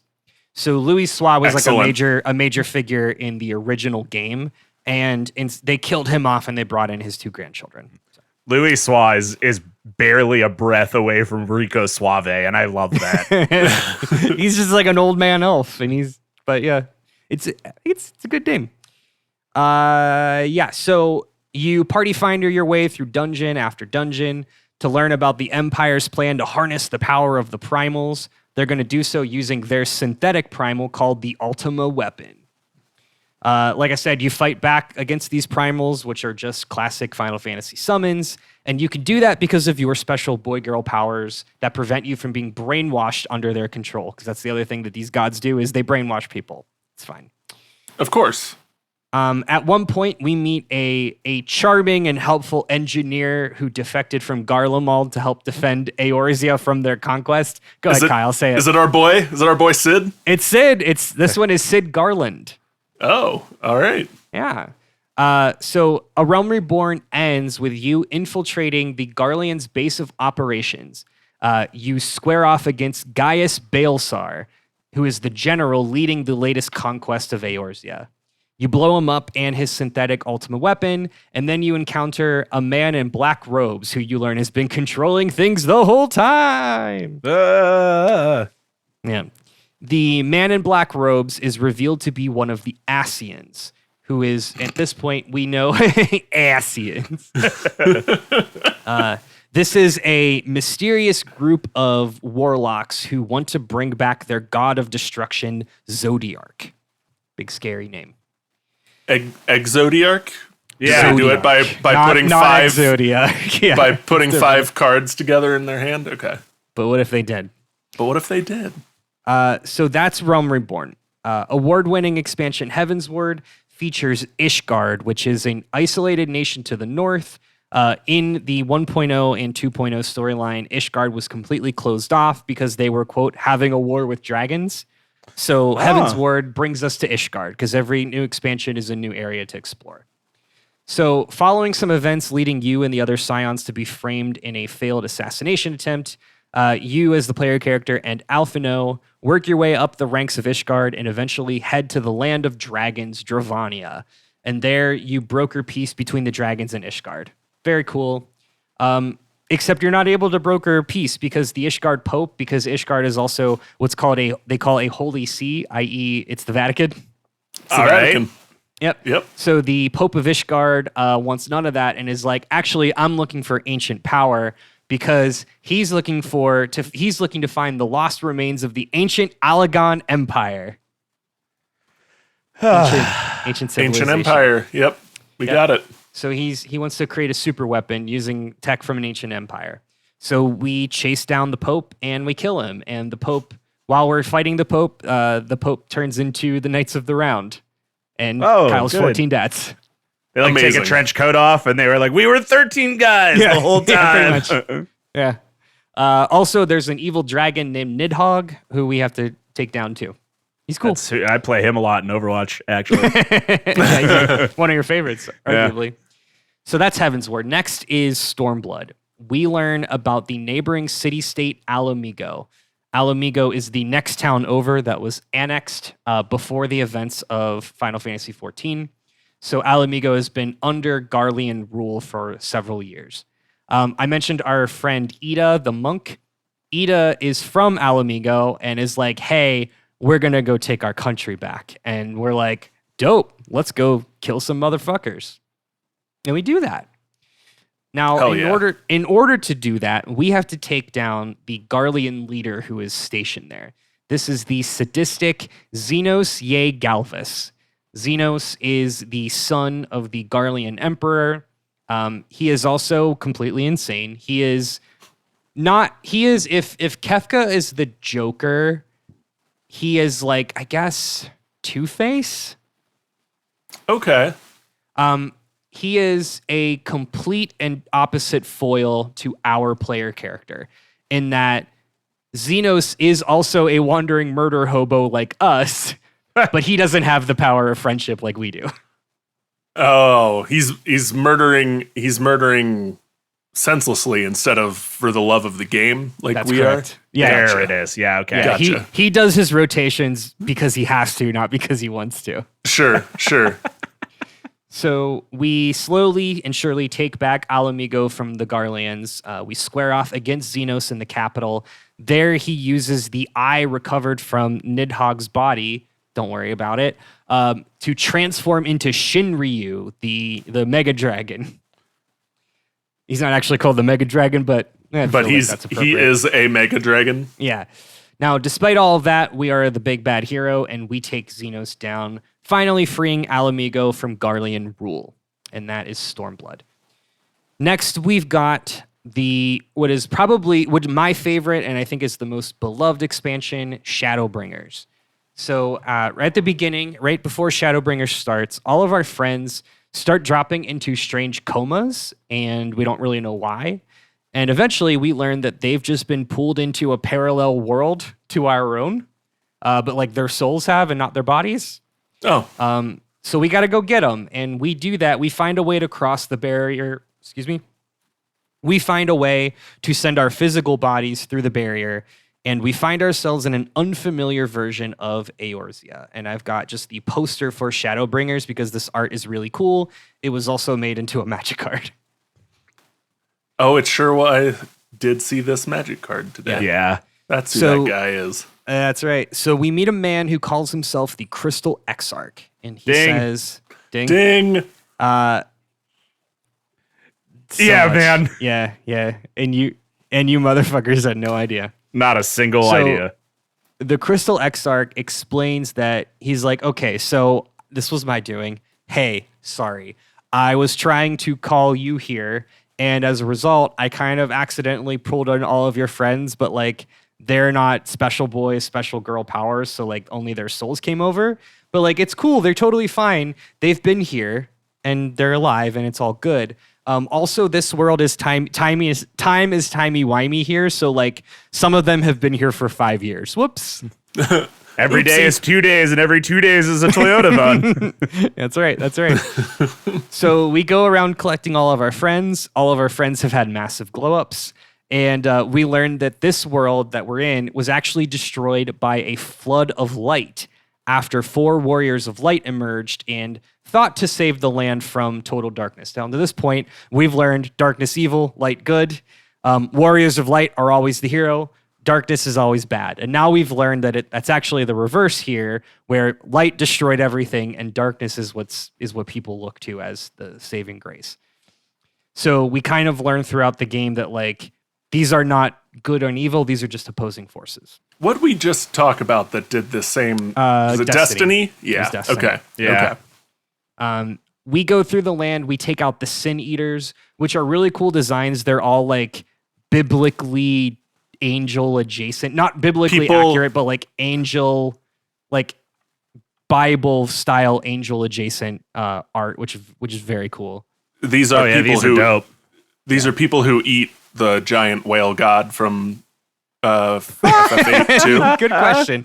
No, but I would understand why you would think that. Okay. So the Sin Eaters are simply creations of overflowing light. They're light zombies.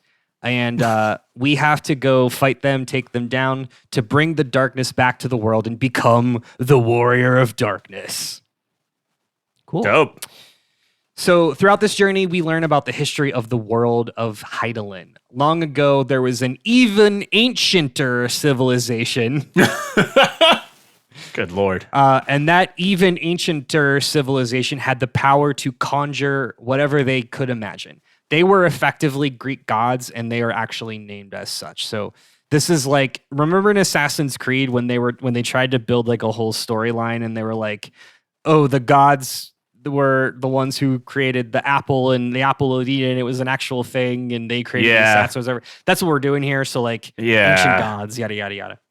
Okay. And their world was forever changed with the oncoming of the end of days, which was, as you can imagine, an apocalyptic event that completely obliterated them and their entire world. To try and fight back against the end of the world, the 14 most powerful among them attempted to summon Zodiark. In order to do so, half of their entire civilization sacrificed themselves as tribute to Zodiark. Yeah, it's Final Fantasy game. Doing the same old. Yep. But even that wasn't enough to stop the end of days, and it came and went. And the world, as a result, was subsequently shattered, or the word here that they use is sundered, into 13 shards from the original source. So we live on the source. There are 13 and there's other 13 shards others for a total of 14. that are mirrors of the source. And the descendants of this ancient civilization would become the species that we know today, or eventually would grow and evolve into the species that we know today. They would also have a fraction of the magical power of these forerunners. So this is why most people have magical aptitude. The convocation of 14 that didn't immediately die would live on in between reality forever and would eventually be known as the Asians or Asians. Nice. Got him. Yep. And this place that we're on right now is the first. It's the first shard. And we were on the source. Now we're on the first. So we learn all of this from a man that's been following us. He's been appearing here and there. This is a very important character to the fandom and a very thirsty one at that. This is Emmett Selk. And Emmett Selk introduces himself as the original Emperor of Garlemald. That's weird because that would make him Xenos' great-grandfather, who's been dead for a long time. And then that's nothing new to this series. That's nothing new to this series. So what we learned pretty quickly is, he created the Garlean Empire to basically destroy the world, to at least puppeteer the destruction of the world. And the reason why he wants to do that is he wants to rejoin all of the shards. He feels the only way that he can get his utopia back and get his friends back is to rejoin the planet and basically build it like it used to be, build back better, and and that'll be the only way that they can get back what they lost. The way that they do that is create a series of massive devastational calamities on each shard. So Bahamut, the calamity, the capital C calamity, is actually, we learn, is the 7th calamity that's happened to this world. And the Asians are just trying to basically destroy all of these shards one by one and rejoin all of the planets. So we got to stop them. Gotta stop it. Yeah. So with our new retconned world, again, keep in mind when A Realm Reborn came out, it was like, goddess, you have special powers and you're fighting Ifrit.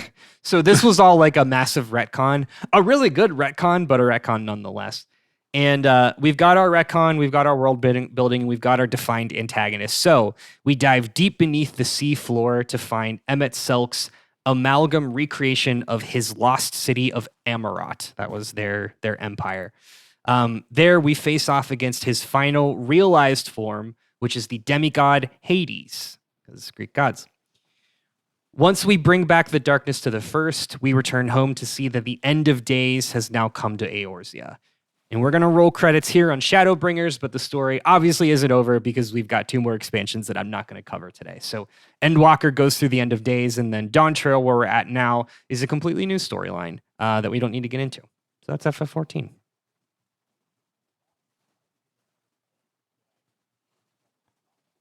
That's fair. That's covering 300 hours of gameplay, and there's smokes. A lot to distill down there. So, yeah. Yeah, right. Yeah. It's tough. Shadowbringers, if you asked me what my favorite Final Fantasy game is, my answer would be definitively Shadowbringers. It is the best expansion of the best game, which is FF14. It's a really good story. It's a really good series of characters and music. Go ahead, Kyle. Sorry. It seems clear to me they ran out of proper nouns to use by this point too. That's part of why it's so hard to follow, I think. So Final Fantasy 14 is also very lovingly so referred to as a Final Fantasy theme park, in that sure. They bring back purposefully, they bring back names and people and characters and elements from other games, right? So the Crystal Tower that you meet the Crystal Exarch in, Yeah, it's in it. Yeah, that's like a new thing, but that's based off the Crystal Tower from Final Fantasy 3. Yeah. I was going to say, we talked about a Crystal Tower way earlier than I expected. Yeah. That in the real world was like 2 weeks ago, but still a long time ago. And that's just riddled. That is throughout the entire game. That's very intentional. Okay, we got 2 more left. We've got Final Fantasy 15. This is the car one. And we've got to go to the moon twice in these. I was counting Paulson Cocoon as going to the moon. Oh, okay. So we only have one more moon trip. Oh, we already went to the moon in Endwalker. Fuck. Yeah, we're done. We're not going to the moon anymore. We're done. No more moons. No more moons. Yeah. Okay, so FF15 was originally released worldwide in November of 2016 for the PS4 and Xbox One. Now, the original release of 15 is a very incomplete experience due to Tetsuya Nomura's plans to make this an extended universe. This game had an incredibly troubled development cycle. It just churned and churned and churned. It was originally announced as a game called Final Fantasy Versus 13. And it had like it had 2 reworks. It blew the budget like threefold. And when they released it, it still wasn't done. So after its release, within the next 2 years, we got 5 paid DLCs and a complete movie, a DVD-ass movie that would flesh out the complete story. And so the completed, quote-unquote, experience released in March of 2018, known as the Royal Edition. So if you've never played FF15 before, God forbid, I mean, God love you. It's a good game, but like there's a lot of chaff that you gotta work Sure. through. Get the Royal Edition because that's the complete, that is the definitive version. So FF15 completely got rid of turn-based combat in favor of action RPGs. So it's a lot closer to Kingdom Hearts. You only play as the main protagonist. His name is Noctis, and his ability is he can like Nightcrawler bamf from enemy to enemy. It's really fun. It's cool combat. It is very different. It's very different than just like turn-based, I cast fire, I do this. So we opened on a group of 4 dudes, all dressed in black. They're pushing a broken down car while, what's that band? Fuck. Give me anything. Something to go on. It's always darkest before the dawn. The Florence and the Machine. Florence, they are driving. They are pushing a car through the desert as Florence and the Machine plays in the background. Image 46, we see the boys themselves. This is Noctis and his best friends Gladiolus, Ignis, and Prompto. These are the boys. The boys, literally that song. Like they licensed. No. Oh, okay. It's you're just setting a scene. I gotcha. Yeah. No, these are just the boys. So the boys are on a road trip. They're on a road trip to the neighboring kingdom of Alticia, excuse me. And they are there to get Prince Noctis, our main character, Prince Noctis of Lucis, married to his childhood friend and betrothed, the Princess Lunafreya. So they're going to a wedding. It's 4 boys on a road trip going to a wedding. What could go wrong? Are we doing The Hangover? Is this Final Fantasy The Hangover? It pretty much is, except the only difference between this and The Hangover is after they leave their home, it's attacked and everyone dies. I don't remember that in The Hangover. Well, it's in the extended cut. Oh, did you guys never get the extended cut? I didn't see that. Is that the one where you can see the underside of Ken Jeong's balls? It sure is. Yeah. So you don't see Ken Jeong's balls, but what you do see is a lot of demons. A lot of demons attack the capital, and everybody dies. And you never see that in the game because it happens in the DVD release movie. Good. That was released after the game came out. So you would, if you are just playing this game, you have no idea what's happening. That any of that happened. The only thing worse than that is the backstory for how Palpatine returned was revealed entirely in a Fortnite event, a one-time Fortnite event. It is. Yeah, it's not much different than that. The movie is Okay, it's starring Aaron Paul and Lena Headey from Game of Thrones. Wild. Yeah, it's an OVA, so it's an animation. It's fine. It's called Final Fantasy 15 Kingsglaive. It's okay. So, their home is attacked. Everyone's dead, and they are attacked by the evil empire of Niflheim. We got an evil empire. Ding. Got it. So Noctis's father, the king, has died. Also, he and Lunafreya are declared dead as well. So that's interesting. Noctis and the boys meet up with Matt Mercer. Matt Mercer tells Noctis, "Hey, you gotta gather the power of the past kings of Lucis, because something your royal blood imbues you with magical powers. Something." So Noctis's whole ability is that he can literally conjure like spiritual weapons. He has the ability to cast spiritual weapon for free as many times a day as he wants. Further, Noctis has to commune with the astrals. So this is this game's summons. So Noctis has to get the favor of the astrals, which are Titan, Shiva, Ifrit, Ramu, the usual gang. Throughout the game, they keep running into a very dastardly dressed fellow wearing a fedora and a scarf. Scorf. I have been talking for what feels like 2 weeks. This dastardly dressed fellow, his name is Arden, and he's absolutely working for the Niflheim Empire, but he's also like, yeah, I'll help you. That's fine. I want to see you play this out. So the boys head to Altissia to find Lunafreya. Lunafreya, a person that we've been talking about for 30 hours of game time, who we finally get introduced, and boom, she dies and gets fridged in about 7 minutes. Oof. Awesome. Great. Sucks. Couldn't have possibly guessed. Yeah. Noctis communes with the astral Leviathan, and the Leviathan floods the entire city, and they leave. Now, while all of this is happening, the world outside of Altissia is slowly going to shit. I should explain, FF15 is also the open world one, and the entire open world only takes place in the first of 3 acts of the game, and then Act 2 and Act 3 are very linear experiences that are meant to be a complete A to B storyline. So all of the open world shit, the majority of the game takes place before you get to the second of the 6 summons. Huh. Great. Weird. Yeah, this game makes me so mad. Now, in the open world section, if you hang around at night, they'll be like, "Don't be out at night. The daemons are out." Not demons, daemons. Daemon. Yeah, like Matt Damon. Like Matt Damon. Yeah, Fighter of the Nightmans.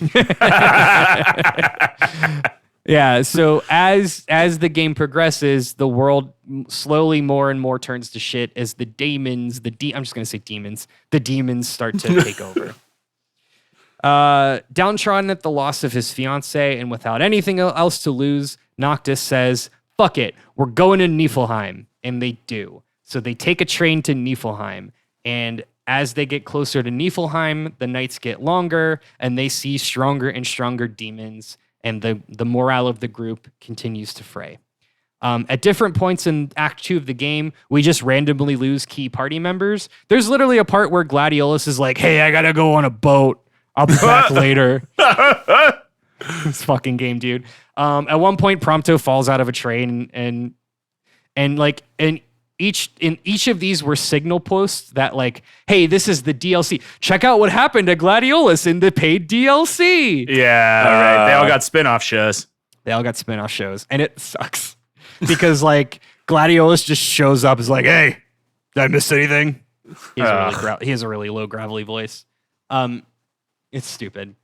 The group finally makes it to the center of Niflheim and are horrified to see the capital is completely overrun with demons. There are no people here. The demons have completely taken control. So this highly advanced, organized evil empire that we have been fighting this whole time, in reality, is just a smoldering crater filled with demons. Whoops. Uh-oh.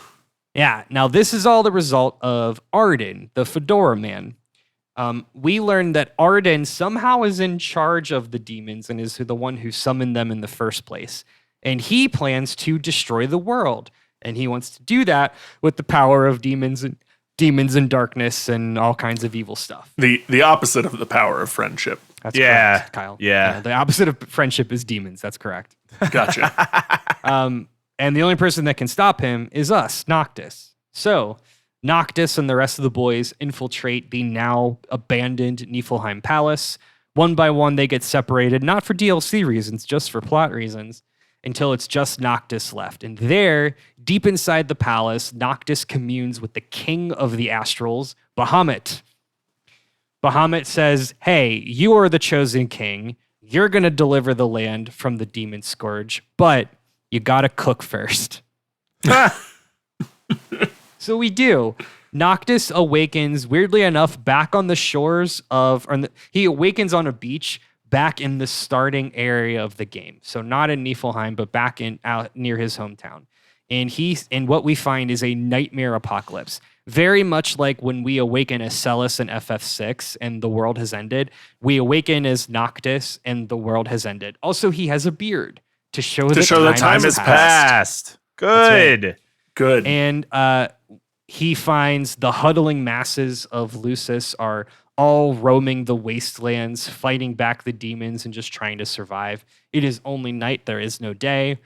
We eventually run into our boys, Prompto, Ignis, and Gladio, who some of which also have beards and or glasses to show that time has passed. And they're like, hey, where have you been? And Noctis is like, I literally saw you 10 minutes ago. I realize I have a beard now, but it was like 10 minutes ago. They're like, it's been 10 years, dude. Oh, good. Yeah. So he's like, well, we got to get the band back together and save the world. So we do that. We go back to the capital of Lucis and their home, Insomnia. Insomnia, I think, is dumb but a cool name for a capital city of a fantasy world. It's dumb in that good way. It's very good. So right outside of the throne room, we confront Arden, who has assumed control over the demon scourge. The big reveal here is Arden, the bad guy, was actually a king of Lucis. Not only that, which is like, he's like basically our ancestor. And as the king of Lucis, he was granted the ability to heal people from a plague called the Star Scourge, which is a black plague-esque thing that came from the stars, otherworldly, that nearly wiped out the entire population 2,000 years ago. And by getting these healing powers, he was actually just absorbing the power of this star plague. One, granting him immortality, and two, twisting his mind into being a demon king. Yep. So yada, yada, yada. Arden wanted to finally die because he's immortal. And so he manipulated the events that led to Niflheim conquering Eleusis and distracting everybody from his demon uprising. So Noctis and Arden have a final climactic battle. Noctis emerges victorious, but realizes the only way to truly end the demon plague is to draw upon all of the power of the past kings, which will basically kill him. So in one noble sacrifice, we see him save the world from the demon scourge. And then our epilogue, And then our epilogue is Noctis sitting on a throne surrounded by the past kings of Lucis, including his father, and Lunafreya at his side. Roll credits. Tell you what, it sure feels like the 15th time we've done this.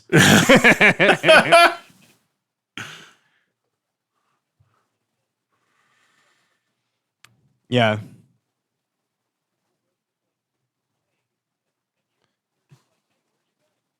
It's pretty wild, yeah. Yeah, it very much just happens. Okay, one left. You guys are doing great. I'm so proud of each of you. Final Fantasy 16 is the one where everything goes against trope, right? We're breaking kinda, tropes. Yeah. That was a joke. Is it real? No, no. It kind of is. So I'll explain. So Final Fantasy 16 is the most recent entry. It was released worldwide in June of 2023 for the PS5. I believe it's also available for Steam now, but it is not available for Xbox. So to Kyle's point, I know you said this as a joke, but FF16 is unique for several reasons. One, it is a return to form to the medieval fantasy setting, which is, when you line up these games, we really haven't seen that since FF9, and then before that, FF5. Yeah. But 2, it's heavily, heavily inspired by Game of Thrones. And as a result, is actually the first M-rated Final Fantasy mainline game. Because of all the incest they put in? No, they say a lot of fuck. They say a lot of cusses. Oh, they say a lot of fuck. Gotcha. Yeah, there's a few like pretty wild sex scenes like 15 minutes in. Wow. Yeah. Okay. And there's a lot of swearing and cuss. It is edgy. Yeah. It is edgy in a different way. Like it's not like edgy like FF10 Not Hot Topic or energy. It's not Hot Topic edgy. It's like they really try. They say fuck really early so that you know what's up. It's yeah. First time on the internet edgy, not Hot Topic edgy. Yeah. I'll note that the only other M-rated Final Fantasy game is a game called Final Fantasy Origin: Stranger of Paradise. Those words mean nothing to you, but I sent you the video that is literally called Jack says shut or Jack says bullshit and listens to Limp Bizkit. Yeah, you did send that, and I did watch it. That is a full uncut 45 seconds of a cutscene of Stranger of Paradise. And it actually has Limp Bizkit in it? That's like... It actually has Limp Bizkit in it, yes. Oh my God. That is fully taken from Stranger of Paradise. Andrew, you did game it. Is so bananas. You got Matt interested in a Final Fantasy game. No, let's not go that far. Let's not do that. He would hate that game. So the other thing that makes FF16 a little bit different is this game was actually produced by the FF14 team, who, you remember, this was the group that was brought on to fix 14. They literally, to this point, had not done anything else but 14. And they were like, hey, remember how Tetsuya Nomura spent 7 years and tripled the budget of 15? Maybe we let him take a year off, huh? So they brought in the 14 team, and I think they nailed it. 16 is a really good game. It is very much not an RPG. It is a character action game through and through. It is, think God of War, Devil May Cry. Oh, okay. It is a third person character action game. Cool. All right. Yeah.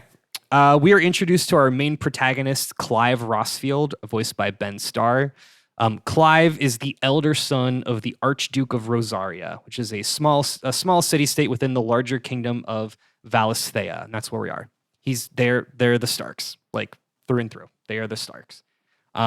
Valisthea is in a constant spiral of war, given that the land is slowly succumbing to the Blight, which is a sort of magical rot that is slowly draining the land of any life. So nothing can grow there. People can't live there. It's nothing. It's dead. And the only thing that can push back the Blight are the mother crystals, which are sources of magical energy. And each of the 5 major city-states are all built around one. So kind of, except for the miasma, it's just like a blight. It's nothing. It's not poison gas, but it isn't not. Yeah. So the game follows Clive throughout major milestones of his life. And the first part of the game, the long prologue, is Clive as a 19-year-old, as he's training to become the dedicated guardian for his little brother, Joshua. Joshua is the dominant of fire in Rosaria. Dominants are chosen people who can channel the powers of powerful icons. These are the summons. And dominants are oftentimes seen as tools of war. Every city-state has a dominant, and every dominant ends up being the ace in their army's hole. Kind of this the sorceresses from Witcher, right? A little bit, yeah. They're definitely bred as tools of war and definitely feared and hated in the same way. So yeah, sure. I think that's a pretty close comparison. Okay. And as I said, in this world, magic is feared. This is also very Witcher adjacent. This whole world is magic is both feared and needed. The entire economy is based on magic, but everyone's afraid of it. Because everyone's afraid of it, they control it. And Magic is made possible through the mother crystals, but there are certain people. So most people can like you take a chunk of mother crystal off and you can pour water from it, or you can light a fire from the crystal, right?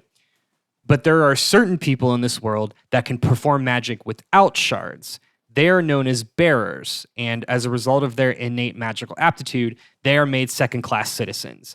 They're branded with a face tattoo, and they are made as slaves. Like, not great. Yeah, it seems bad. Yep. In this prologue, we meet Clive's childhood friend, Jill. Jill is Jill was taken up by the family as a ward. So like kind of a prisoner of war, but she was a child. So they were like, you're cool. You can live with us now. And like she bears no hard feelings against them, but you know, this shit's fucked up. Yeah. Not great. She also has a little dog named Torgal, who's very cute. And we meet Torgal and Jill, and Clive accompanies his brother and his father on a routine scouting mission. There they are attacked in the middle of the night by traitors within their ranks. This is very much the Red Wedding. The Lannisters send their regards. Joshua watches his father get murdered right in front of him, and the rage and the terror wells up inside him, and he transforms into the Firebird, the Phoenix. Oh, neat. So this is the difference in this world: is people literally are the summons. They don't just like channel them; they are them. Okay. So Clive makes it outside to see Phoenix transformed and is just like blowing up the fort, like melting people left and right. He tries to intervene, but he's nearly killed himself. And then he sees a mysterious figure clad in dark robes. Clive gets a splitting headache and watches in horror as a massive explosion of fire emerges and the demon Ifrit comes out of it and then fights Phoenix, ultimately killing the icon and Joshua in one fell swoop. It's pretty fucking brutal. He watches this monster destroy, like literally like rip apart his friend, his brother in piece by piece. Yeah. So after the flames subside the next morning, we find out that the person that orchestrated this whole thing was Clive and Joshua's mother.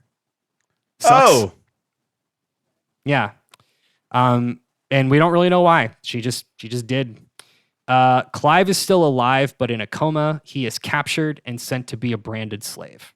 And that's the prologue. So we fast forward 13 years later. Clive is now a mid-30s, early 30s, fully grown adult. He's living life in servitude to the Holy Empire of Sandbreck. You don't really need to remember the city-states. They're just another empire.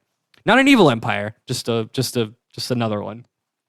He is living as one of their expendable branded soldiers. He's constantly tormented by the past and seeks only to find the mysterious icon of fire who killed Joshua that very night. He's sent on a mission to take down the dominant of ice, who we found out is actually Jill, his childhood friend Jill.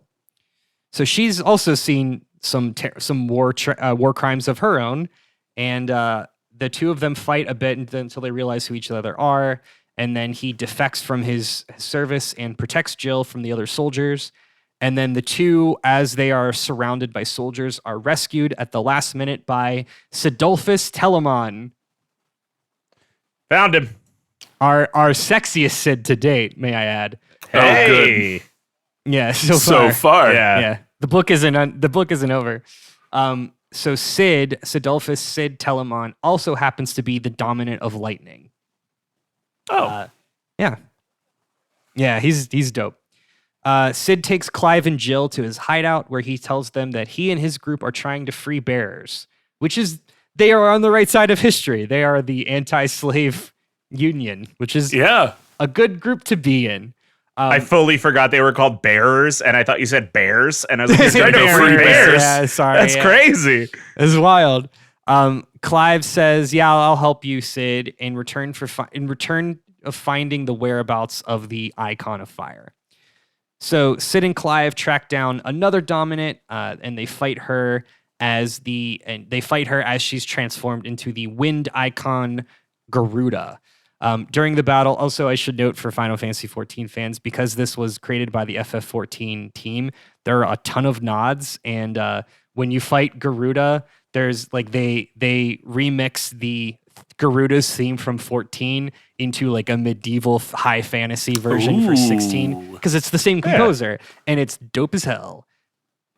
During the battle, Clive unwittingly transforms into Ifrit because proving that what we all as the audience knew all along, that Clive is in fact Ifrit and is the one that killed Joshua. And now, right. Yeah. So he also discovers he has the power to absorb other dominance powers. And that's how that's the key mechanic in combat is once you absorb other icons, you can get little abilities that represent all the different summons. And the combat is really cool. It's very like, think Devil May Cry. You're like building up combos and like you have like crowd control moves and juggle moves and like all that stuff. But they're all flavored with the different like Ifrit and Shiva and Ramu and things like that. Very neat. So now knowing this, Clive is on suicide watch, and he's brought back to redemption by Jill, his girlfriend, his pretty much girlfriend and childhood friend. She's recovered from her injuries from before, and the two of them travel back to Rosaria, where everything started, and Clive finally accepts his role as Ifrit's dominant. And this is image 47. This is a promo image of Ifrit in the background. That's sick as hell. Yeah. It's metal. Yeah, it's super metal. So we learned Joshua's actually not dead. He didn't die either. That's cool. And Joshua's been following Clive and Jill, kind of keeping tabs on them. So Clive, Jill, and Sid at the end of Act 2 here resolve a new goal. They say, we're going to destroy the Mother Crystals and free the world from their influence and thus freeing the world from this cycle of war and death. They're going to get rid of magic entirely. They're going to get rid of this whole fucking thing and just like build a new nation effectively. Gonna break the wheel. Break the wheel. To bring our Game of Thrones tie-in back home. That's right. So following the death of Garuda's dominant, a brick shit of a house of a man. Brick shit of a house. I love that. That is pretty good. A brick shit house of a man who is also Titan's dominant. He sends his goons to attack the base, killing Sid in the process. Clive and Jill seek revenge of this man that invaded their home and murdered his friends. And now 5 years pass, so we've hit the second half of the game.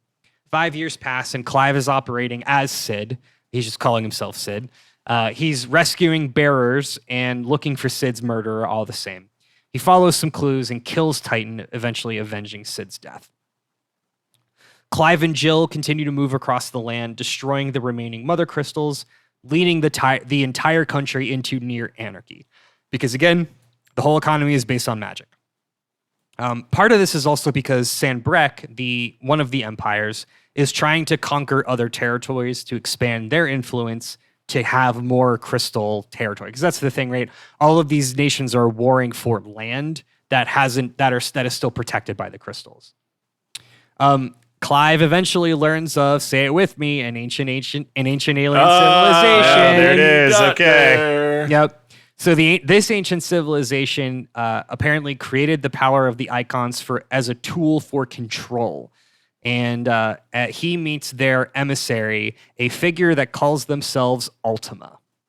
And we learn that Clive was created as an empty vessel for Ultima to eventually inhabit, to become a god with the power of all icons. That's why Clive can absorb all of the different icon powers. Also, the Mother Crystals were created as a way to siphon magical energy from Valisthea.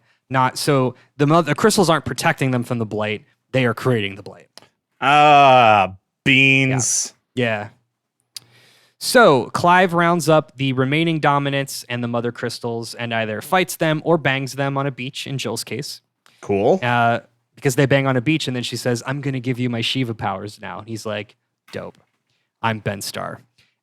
He's also finally reunited with a very, very alive Joshua. So together, Clive and Joshua travel to Ultima's Sky Fortress and take him down along with the Source Mother Crystal, which forever removes magic from Valisthea and, by extension, any reason for war. Years later, we see a version of Valisthea in peace in the future where magic is considered only a myth in the storybooks. Roll credits. Yeah. All right. It's a little bit tighter than the others.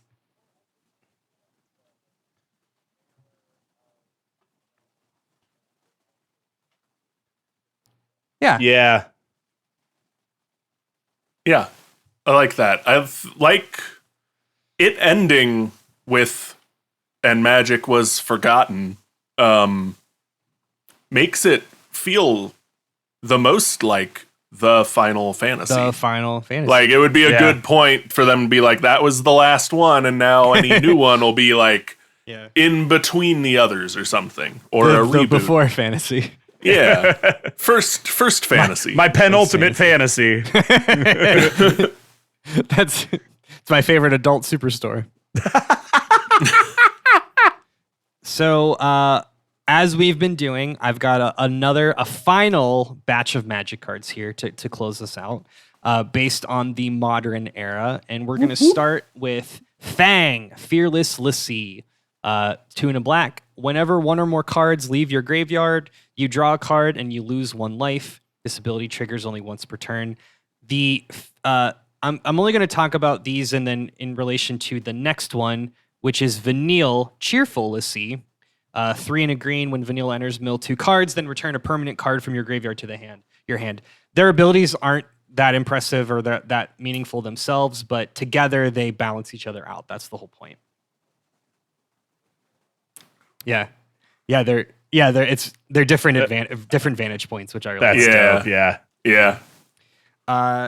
Yeah. So like I said, we have a lot of flip cards, but actually Fang and Vanille is the only what do they call it? Fuse cards. Meld. Meld. So these meld cards were first introduced in Shadows over Innistrad, which was one of the Eldrazi ones, and the original. Well, there was a couple ones, but there is the one that's Brizella, which is the Eldrazi Angel, Eldrazi Angel Horror, yeah, which is such a. I'm someday going to make that mono white commander deck. But this is a new one called. So when you can meld Vanille and Fang together and create Ragnarok, Divine Deliverance, and this is the big scary monster that they are supposed to turn into and destroy Cocoon. It's got keyword soup. Vigilance, soup. Menace, Trample, Haste, and Reach. Yeah. And well, that would be too good, Todd. Yeah, it's green black. That's why. Next, we've got from the 14th set, we've got Y'shtola Rule, 4 and 2 blue. Y'shtola Rule is a legendary cat druid because she's a healer in A Realm Reborn. So this is her original form in 1.0 and 2.0. At the beginning of your end step, exile target creature you control, then return it to the battlefield under its owner's control. And if it's the first end step of the turn, there's an additional end step after this step. Now, that's a bunch of word soup, but I'm going to explain. It's blinking, but the flavor here is really interesting. So Y'shtola at the end of Realm Reborn. So I mentioned, like, you guys, at one point you are wrongly accused for an assassination attempt on the ruler of Ul'dah. And you and all of your Scion friends have to flee. And you guys get separated at one point, and they all make heroic sacrifices to allow you as the player character to live. Although everybody, save for one person, survives. They just needed an excuse to kill off the character that nobody liked. Sure. Which we didn't talk about. But Y'shtola actually like falls into the life stream. You may be... That sounds familiar because that's from Final Fantasy VII, and it's literally the same thing, like, again, because they repurpose a lot of Final Fantasy concepts. So Y'shtola found her way in the life stream and actually became blind through magical poisoning. So after A Realm Reborn, she's blind. But she kind of daredevils out and becomes like a powerful sorceress in her own right. And it's the kind of the meme with Y'shtola is every expansion, like if you need, she's the Tony Stark of Final Fantasy XIV. If you need a weird way to science your way out of a problem, Y'shtola shows up at the last minute and figures it out. And will magic techno babble at you about the solution. Hence why she adds an additional end step, because she's the Deus Ex Machina. Good. Yeah, that's pretty great. Yeah. The next one is Y'shtola Knight's Bless. Now, this is the commander face. And I only wanted to show this to show the glow up that the characters got. So this is Shadowbringer's Y'shtola. So I mentioned when we get to the first, there's like timey-wiminess. we find Ishtola like leading a group of rebels against the Sin Eaters, and she's this like powerful wizard. And this is really important because until this point, she was just kind of a healer. Now she's a black mage, and she's like blowing shit up and all this stuff. And it just fits so much more with the character that she built.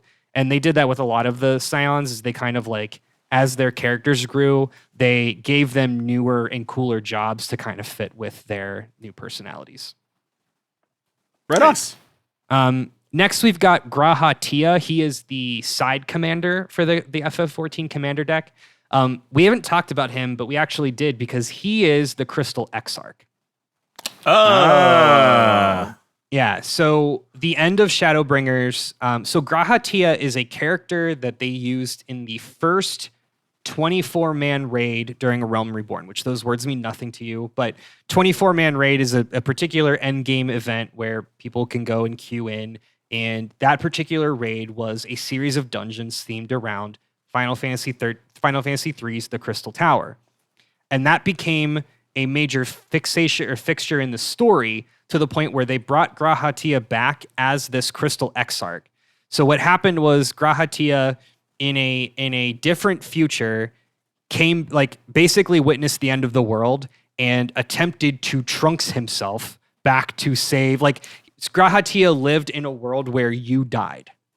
You as the player character died. Yeah. So he's like the last of the Scions left. The world is about to completely dismantle, and no one's there to save it. And he tries to go back in time to save you, to save the player character. But he's not able to do that. Instead, he ends up on the first. And he ends up on the first by using the Crystal Tower as a sort of TARDIS, basically. I was going to say, he sounds like Cable and also the Terminator. Yeah. Yeah.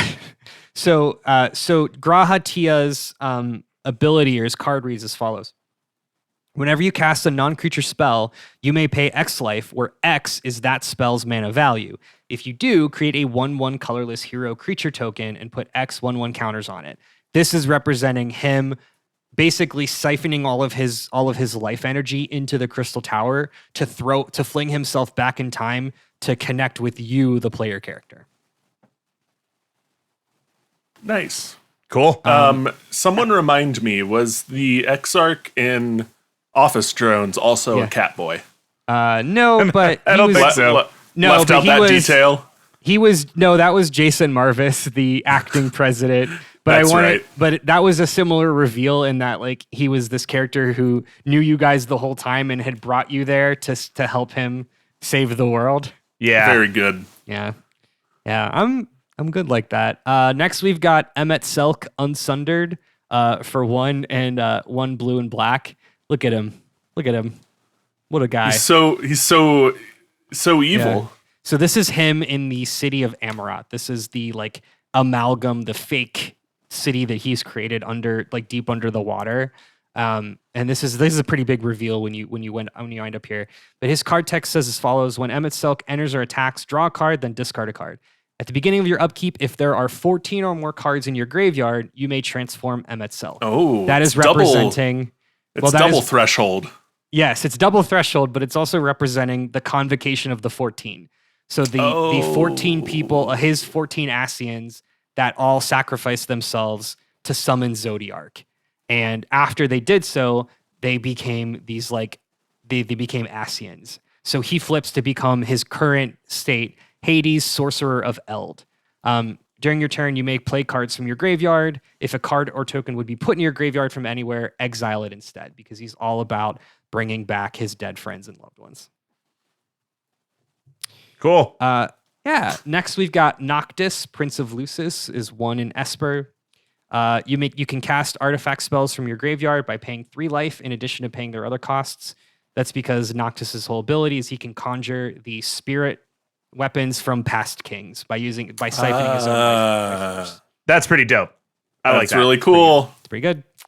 And then finally, we've got Clive, Ifrit's Dominant. It goes so hard, dude. Yeah. It goes so hard.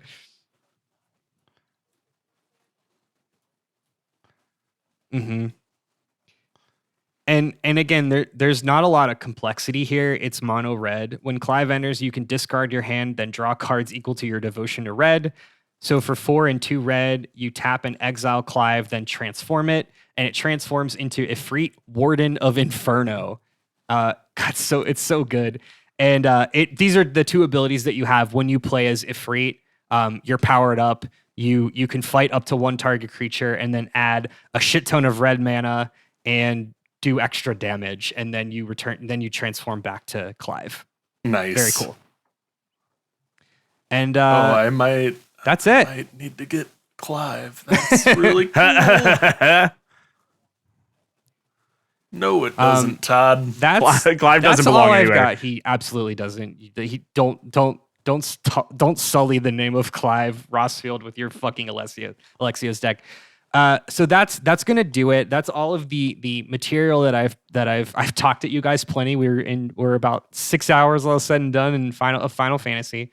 There's a lot of other side series. I've got them written here as an appendix. You can do your own research. I am going to put a quick shout out though for anyone who is on our Patreon. I'll be uploading a companion piece to this flavor text. I guess this should be out. This should be coming out at the same time. Let me take that again. So for any Patreon members out there, if you pay us at even the $5 level, you'll have access to the companion piece, which I did a little Final Fantasy radio. I made a little custom playlist of a couple of my favorite songs from each game, and it's just me talking about Final Fantasy music. And if that sounds of interest, check it out. Or check out our Patreon at patreon.com/debatethiscast. You can get all past episodes of The Office Drones, which we mentioned in full as I talked through Shadowbringers. But you can also listen to Deconstructed, where we most recently talked about the Even Stevens movie, which we haven't watched it yet as of this recording, so I assume it's great. Yeah, probably. I'm sure it held up totally well. Yeah.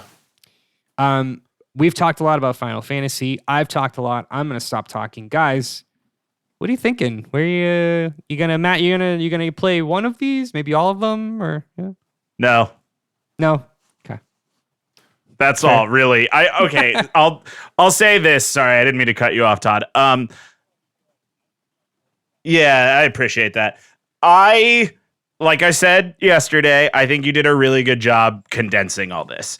I mean, to be able to outline a story from beginning to end, knowing that there's like 150 plus hours of gameplay per game is pretty nutty.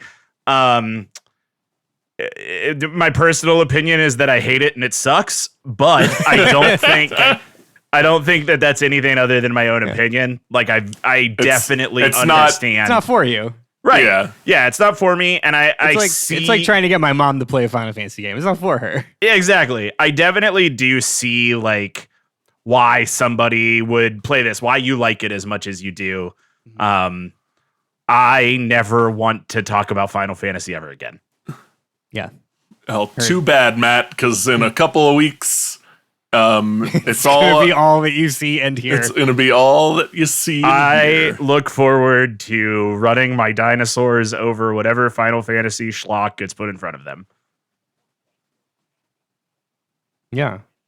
You just have to have Tifa lead your dinosaur deck. That's the bit. That's the real bit. Tifa can't be in there. Not a dinosaur.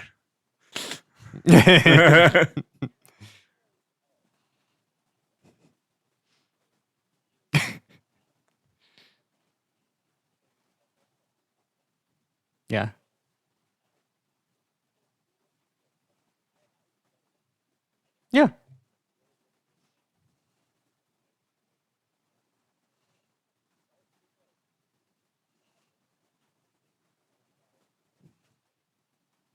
Yeah.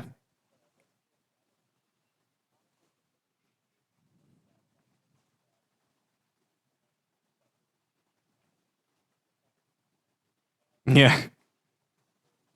It's really bad. Really, really bad.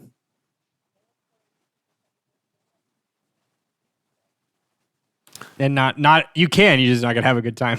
Just not gonna have a good time. Yeah. I would like to play one of these. I want to believe I am a person who will eventually play one of these games, eventually being in the next like month or so. I've got like ways to play pirated ways to play 6 and 7 if I want to go that route. I am really considering getting 9 on the Switch though and playing that. So we'll see what happens. I'll keep you all updated. Look for listen to post shows, and because that's where I'll talk about it. Listen to post shows, and you can get that one time by visiting our Patreon at patreon.com/debatethiscast. Until next time, I'm Andrew Henderson.